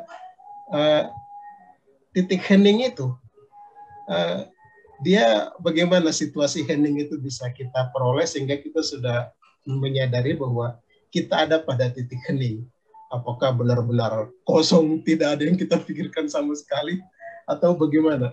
Maklum saya belum pernah melakukan meditasi sehingga mencapai titik hening, kemudian bisa memuncakkan kesadaran untuk objektif melihat persoalan dan membuat kita bisa lebih bijak seperti digambarkan oleh Bante itu betul-betul kita kita dapat. Terima kasih Mas Budi, terima kasih Bante, terima kasih Mas Jojo. Terima kasih Ki Enal. Ini memang sering muncul di dalam diskusi tentang meditasi. Misalnya kata no mind, apakah memang ada itu kondisi no mind gitu? Silakan Bante kasih komentar. Ya sebenarnya harus dibedakan antara mind dalam artian thought, pikiran yang bereaksi dengan batin yang tenang. Sebenarnya dalam titik hening masih ada batin yang tenang. Tetapi tidak ada reaksi pikiran. Jadi apa yang disampaikan bahkan oleh Eckhart Tolle sekalipun sebenarnya yang disebut sebagai the mind itu adalah thought, itu adalah pikiran yang bereaksi. Jadi pikiran yang kalau tadi Pak Joso mengatakan wandering mind, pikiran yang berkelana, kemas lampu dan yang akan datang. Nah, itu adalah pikiran sebenarnya. Pikiran yang bereaksi, pikiran yang bergerak. Nah, tetapi ketika pikiran-pikiran bereaksi di sini itu lenyap, yang ada hanya sekedar ya awareness, kesadaran yang murni. Kesadaran tanpa pikiran, tanpa ada reaksi. Atau batin tanpa ada reaksi. Nah, sebenarnya ada batin, tetapi tidak ada reaksi. Jadi diibaratkan seperti air. Nah, air itu sebenarnya tenang, sebenarnya jernih. Tetapi kemudian terkadang air kotor karena warna. Terkadang air menjadi beriak karena angin. Terkadang air menjadi bergejolak karena direbus. Terkadang air menjadi tertutup karena tumbuhan air. Terkadang air menjadi berlumpur karena adanya lumpur. Tetapi pada dasarnya itu tenang. Nah, di sini titik hening itu adalah air yang tenang, tidak ada, yaitu tadi seperti gejolak, seperti riak, seperti yaitu warna, pewarna, ataupun seperti lumpur. Tidak ada demikian. Nah, yang lumpur itu, yang warna itu, yang beriak itu, yang bergejolak itu, yang tumbuhan air itu adalah pikiran. Adalah the mind, adalah thought. Sementara yang hening, tenang itu adalah ya air yang memang tenang tanpa ada hal-hal lain. Itu yang dimaksud. Jadi lenyapnya bentuk-bentuk pikiran, lenyapnya pikiran yang bereaksi itulah yang disebut keheningan. Ya, saya kira demikian ya. Menarik. Terima kasih Bante. Jojo mau nambahkan? Kelihatannya serius sekali wajahnya.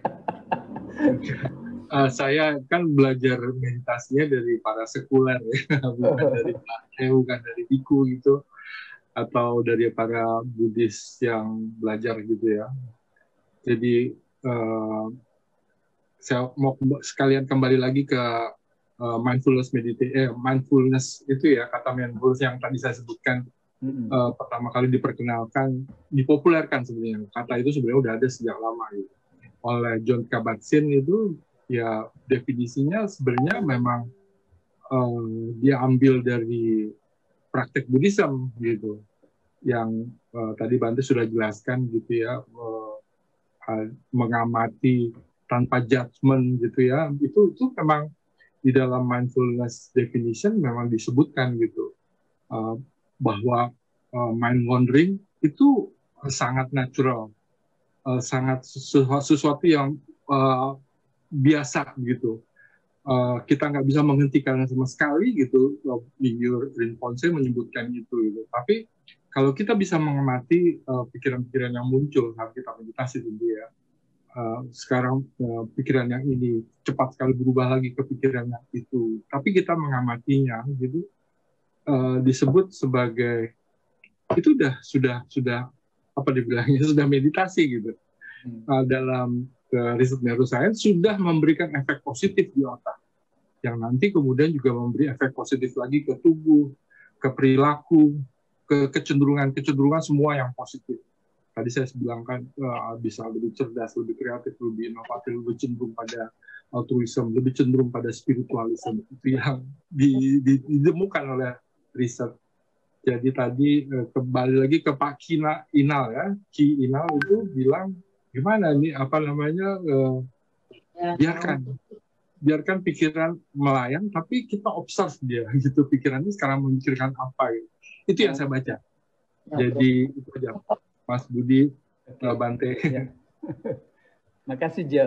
Ini ada dari Dr. Wiriawan. Mungkin mau bicara Pak Dokter? Atau saya bacakan saja. Meditasi merupakan jalan pembebasan, tapi sekaligus jalan kesadaran. The power of now harus diposisikan di mana ketika dikaitkan dengan jalan pembebasan dan kesadaran menghadapi kesesakan hidup akibat kerusakan kultural, struktural, dan sosial akibat si kecil COVID-19. Iya, betul. Ya. Meditasi itu adalah jalan pembebasan dan juga jalan kesadaran. Dan kalau saya melihat, ya meditasi itulah yang disebut sebagai pengembangan kesadaran. Atau katakan ya pengembangan kesadaran atau mindfulness. Yang mana pengembangan kesadaran di sini yang nantinya membawa kepada pembebasan. Kalau saya boleh mengatakan sebenarnya ya kesadaran di sini masih sebagai jalan. Masih sebagai jalan yang nantinya membawa kepada pembebasan, atau dengan istilah yang diberikan oleh Eckhart Tolle di sini adalah ya enlightenment, pencerahan, atau ya keheningan atau stillness. Jadi kesadaran membawa kepada stillness, kesadaran membawa kepada enlightenment. Nah, kesadaran membawa kepada pembebasan. Pembebasan dari penderitaan, pembebasan dari masa lampau dan yang akan datang yang menimbulkan penderitaan. Nah, tentunya dalam kaitannya dengan seperti sekarang kita menghadapi COVID-19, yaitu sangat berguna. Artinya orang yang tidak bermeditasi biasanya dengan perubahan yang katakan sangat drastis, yang tadinya tidak ada COVID, kemudian ada COVID, kemudian mempengaruhi berbagai macam aspek kehidupan, sosial, ekonomi, pendidikan, dan sebagainya. Kalau tidak pernah bermeditasi kan itu membuat betul-betul penderitaan, kegelisahan, keresahan, seperti bagaimana nanti ke depannya akan terus berpikir-pikir, menjadi cemas dengan masa depan. Tetapi dengan seseorang bermeditasi, terbiasa untuk melihat perubahan, karena seperti yang tadi disampaikan bahwasanya orang yang bermeditasi, orang yang hidup berkesadaran sebenarnya juga akan semakin tahu, akan semakin sadar bahwa oh ternyata apapun yang kita alami semua itu berubah, semua itu pasti akan berpisah dari kita. Yang kalau itu dilekati, kalau itu kemudian digenggam, itu membuat penderitaan. Kalau kita menolak juga menderita juga, karena perubahan sesuatu memang terjadi dan harus terjadi. Kita menolak perubahan, menderita. Kita melekati yang berubah juga menderita. Nah, pemahaman terhadap perubahan ini akan semakin kuat bagi orang yang bermeditasi, sehingga ketika harus menghadapi kondisi yang sekarang ini, keberadaan COVID-19 yang itu merupakan bagian dari sebuah perubahan, orang demikian tidak akan begitu menderita. Batinnya akan lebih jernih, batinnya akan lebih tenang, lebih hening ketimbang yang tidak bermeditasi, ketimbang yang tidak mempraktikkan hidup berkesadaran. Ya, demikian. Oke. Baik, ini ada dari Pak Arnold Jiwata. Pak Arnold mau bicara langsung? Nggak ada. Jadi dia setuju dengan apa yang dikatakan Bante. Untuk masuk ke dalam meditasi, yang optimal adalah dalam alam yang tenang antara sadar dan tak sadar. Yang dicontohkan membiarkan pikiran untuk melepaskan semua beban pikiran, antara lain dengan mendengarkan suara alam sekitar, suara burung, ayam berkokok, dan lain-lain. Sebenarnya serupa dengan keampuhan The Power of Now. Biasanya saya menggunakan buku meditasi rohani, dalam hal ini Katolik. Sasaran untuk menyiapkan hari yang akan dihadapi. Mungkin Bante bisa mengomentari soal penggunaan tradisi-tradisi yang macam-macam ini. Ya, barangkali istilah yang tak sadar itu, ya barangkali yang dimaksud adalah ada semacam yaitu rileks di sana, ada semacam ketidakmelekatan di sana, sehingga seakan-akan seperti tak sadar. Jadi kalau dalam buku The Power of Now ada istilah bahwa kita harus mati selagi kita hidup. Jadi artinya walaupun dalam hidup kita tuh seakan-akan mati. Nah, seakan-akan mati di sini ya memang karena kita itu ya memang membiarkan apa yang terjadi. Jadi seperti orang mati. Tapi sebenarnya walaupun mungkin dalam istilah yang tadi disampaikan seperti tak sadar, tapi sebenarnya ya justru dalam kondisi tersebut kita betul-betul sadar. Betul-betul sadar dengan apa yang terjadi tanpa ada bias lainnya. Tetapi dalam kondisi demikian memang ada rileks, ada ketenangan, ada keheningan, ada peacefulness, kedamaian. Nah, sehingga kemudian mungkin ada yang mengatakan seperti tak sadar, antara sadar dan tak sadar. Tetapi sebenarnya ya ada kesadaran karena ada pengetahuan di situ. Ya betul-betul sadar dengan apa yang terjadi walaupun tidak ada pikiran-pikiran, tidak ada penganalisaan, tidak ada penghakiman, tetapi pengetahuan terhadap apa yang terjadi itu juga ada di sana. Oke, makasih Bante. Karena waktu kita sudah hampir jam 21, di kita ada hadir juga banyak psikolog ini. Mungkin ada yang mau menyampaikan komentar. Mas Komar barangkali? Silakan Mas Komar. Ini Profesor Komarudin Hidayat. Terima kasih, Budi, Bante, selamat malam. Ya, selamat malam, silakan. Ya, ada mantra ya di Buddhisme itu, kemelekatan itu sumber penderitaan, ya, sangat familiar betul. Saya pernah duduk-duduk meditatif ya di kaki Borobudur. Tiba-tiba intuisi saya itu lari ke Ka'bah, ke Mekah. Ya. Dan di situ ada kemiripan bahwa puncak perjalanan itu menuju kekosongan arupa datu. Di puncak itu kan kosong. Sebagaimana orang jauh-jauh ke Mekah, ke Ka'bah itu kosong, dalamnya nggak ada apa-apa. Dalam kekosongan itulah kita itu kemudian masuk pada tataran alam spiritual, ya, lepas dari kemelekatan duniawi sensori ini. Ada 3 eksistensi dalam diri kita yang seperti itu. Satu natural, kedua rasional eksisten, yang ketiga spiritual. Jadi ketika kita bicara malam ini pun sesungguhnya lebih aktif itu kan rasionalitas kita, masih ada menawan kritis ketika diskusi menawan yang kritis. Tapi ketika meditatif sebenarnya tadi mindfulness itu saya senang, artinya kan perhatian. Nah kalau dalam bahasa Jawa hati itu sebenarnya qalb, bukan hati, bukan pikir. Jadi ketika kita masuk di hati, masuk di rasa, ketika rasa itu kemudian masuk roh, alam roh, dan roh itu datang, itu kan kuil Tuhan.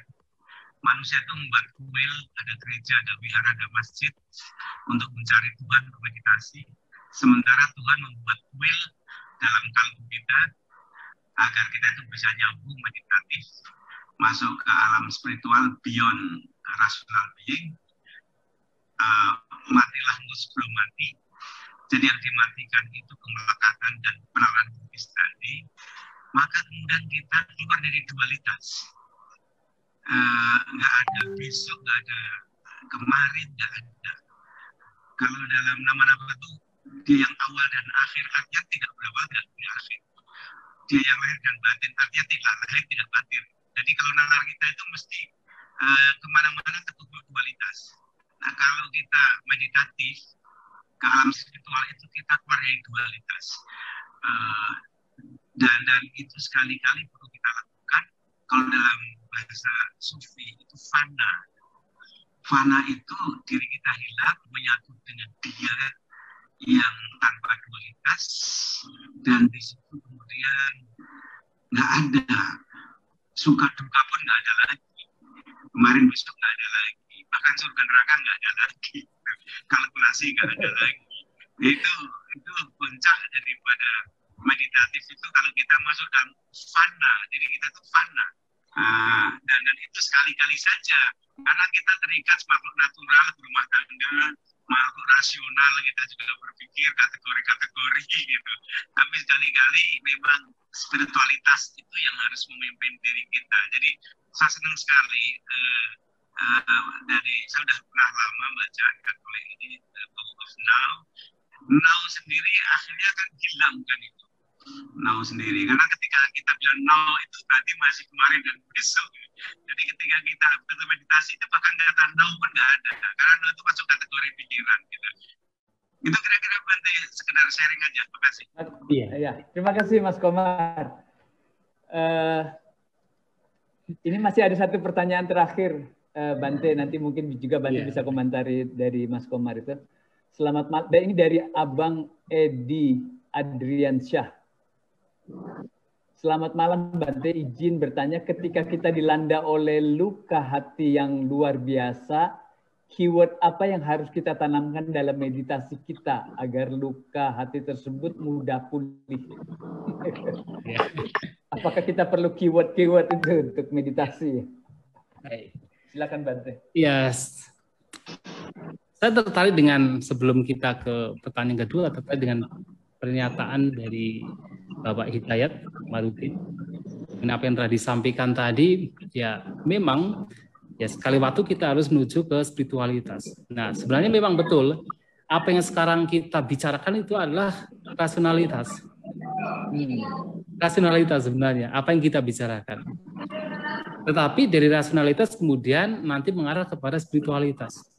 Jadi seperti ibaratnya kita itu sudah membicarakan tentang rasa buah jeruk. Rasa buah jeruk. Ya, ada mengatakan manis, kecut, dan sebagainya, tetapi baru samar-samar. Tapi ini nanti juga membawa kepada yaitu pengalaman yang sebenarnya. Nah, pengalaman yang sebenarnya dengan merasakan sendiri buah jeruk, itulah spiritualitas. Nah, kita sedang bicara ini. Nah, memang nanti ke sana. Dan ketika sudah sampai kepada itu, ya memang betul sekali. Tidak ada pemikiran, bahwa pemikiran tentang nau juga tidak ada. Kalau masih berpikir-pikir tentang nau berarti yaitu masa lampau, masa mendatang. Pemikiran tentang surga neraka juga tidak ada. Kalau di agama Buddha tentang nibbana ya tidak ada juga. Karena memang ya yang adanya sekedar kalau bukunya Eckhart Tolle mengatakan isness. Dan betul sekali tidak ada dualisme di sana. Makanya tadi saya mengatakan bahwa awalnya pada saat kita ya melatih hidup berkesadaran memang masih ada observer. Jadi ada objek, ada subjek. Tetapi pada akhirnya juga sudah tidak ada subjek dan objek. Ya, yang adanya sekedar fenomena, yang adanya sekedar isness. Jadi tidak ada subjek dan objek. Dan itu memang betul sekali dengan apa yang disampaikan oleh ya Bapak Hidayat Komarudin. Kemudian tadi yang kedua bagaimana tadi kok jadi lupa saya. Jadi ketika dilanda oleh luka hati yang luar biasa, apa perlu keyword ya untuk meditasi itu? Maksudnya meditasi. Ya, sebenarnya kalau tadi disampaikan dalam buku ini The Power of Now, sebenarnya luka hati itu kan memang mempengaruhi jasmani. Luka hati itu kan karena kita tidak menerima peristiwa yang terjadi, karena putus cinta kita maunya tetap bertahan dengan barangkali pacar, istri atau suami, kemudian ini sebagai contoh, kemudian harus berpisah. Karena tidak menerima kondisi perpisahan, itulah yang kemudian menimbulkan luka hati. Nah, tidak menerima inilah yang menjadi masalah. Makanya dalam meditasi, dalam hidup berkesadaran, kita itu diajak untuk menerima apapun yang terjadi pada kita, termasuk ketika ada perpisahan, kita terima. Dan ketika sudah terlanjur luka hati muncul, amati luka hati tersebut, sadari luka hati tersebut. Itu yang dikatakan oleh Eckhart Tolle sebagai emosi, mengamati emosi. Dari pikiran yang tidak mampu menerima peristiwa yang terjadi, menimbulkan semacam luka hati. Itu bisa dirasakan pada jasmani kita, yaitu seperti sakit dan sebagainya. Amati itu. Dengan mengamati, menyadari tanpa menghakimi, tanpa yaitu kita menolak ataupun kita melekati, cobalah kalau itu dilakukan, lama-kelamaan luka hati tersebut atau katakan ya sakit tersebut itu juga akan lenyap. Nah, kuncinya adalah sadari saja tanpa ada penghakiman. Dengan menerima apa yang terjadi, accept terhadap apa yang terjadi, tetapi juga tidak kemudian melekat hati. Hanya sekedar menerima saja. Nanti kalau itu dilakukan, emosi itu akan lenyap. Ya. Kalau kita menggunakan the power of now. Ya, saya kira demikian. Terima kasih, Bante. Jojo mungkin mau memberi closing statement sebelum kita tutup. Ya. Pendek aja ya. Buku Eckhart Tolle itu The Power of Now berakar di meditasi, dan meditasi akarnya di Buddhism gitu. Meditasi sudah diteliti oleh para neuroscientist, positive psychology juga gitu ya, banyak sekali gitu. Dan mereka menemukan apa yang menakjubkan dari hasil meditasi itu. Jadi bagi yang belum meditasi, pelajari meditasi sehingga bisa lebih lancar nanti meditasi. Itu aja Budi, Bante. Ya. Makasih Jojo. Baik, teman-teman sekalian, Bapak dan Ibu, saya tahu masih ada banyak komentar di dalam chat, tapi waktu kita tidak memungkinkan lagi. Terima kasih Bante untuk pencerahannya dan Jojo juga. Terima kasih banyak Pak Budi atas kesempatannya. Terima kasih Pak Sama-sama Bante. Malam ini kita mendapatkan pencerahan yang luar biasa dari Bante dan ini merupakan satu awal yang baik ya sehingga forum kita bisa terus mengkaji lebih mendalam tentang bagaimana sih sebenarnya hidup spiritual itu ya. Karena sekarang ini kadang-kadang terlalu banyak kebingungan di dalam masyarakat apa bedanya hidup spiritual dengan bedanya hidup beragama secara formal begitu ya.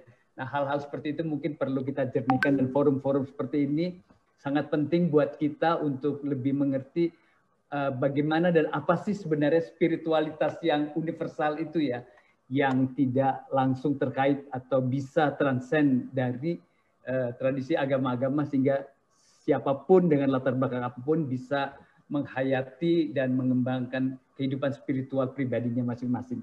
Sekali lagi terima kasih Bante untuk pencerahannya malam ini. Terima kasih juga Jojo dan teman-teman sekalian yang sudah hadir sampai menjelang akhir ini, masih 50-an yang bertahan dan ini memberikan kita satu kebahagiaan karena forum kita berarti bisa kita terus hidupkan.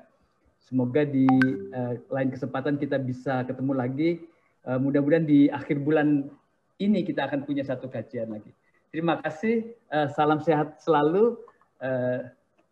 Ya, salam. Ya, terima kasih. Terima kasih. Mas Budi, Mas Jojo. Ya, terima kasih semuanya. Terima kasih. Ya, baik. Selamat malam semuanya. Selamat malam. Mari Bante. Selamat malam. Ketemu lagi.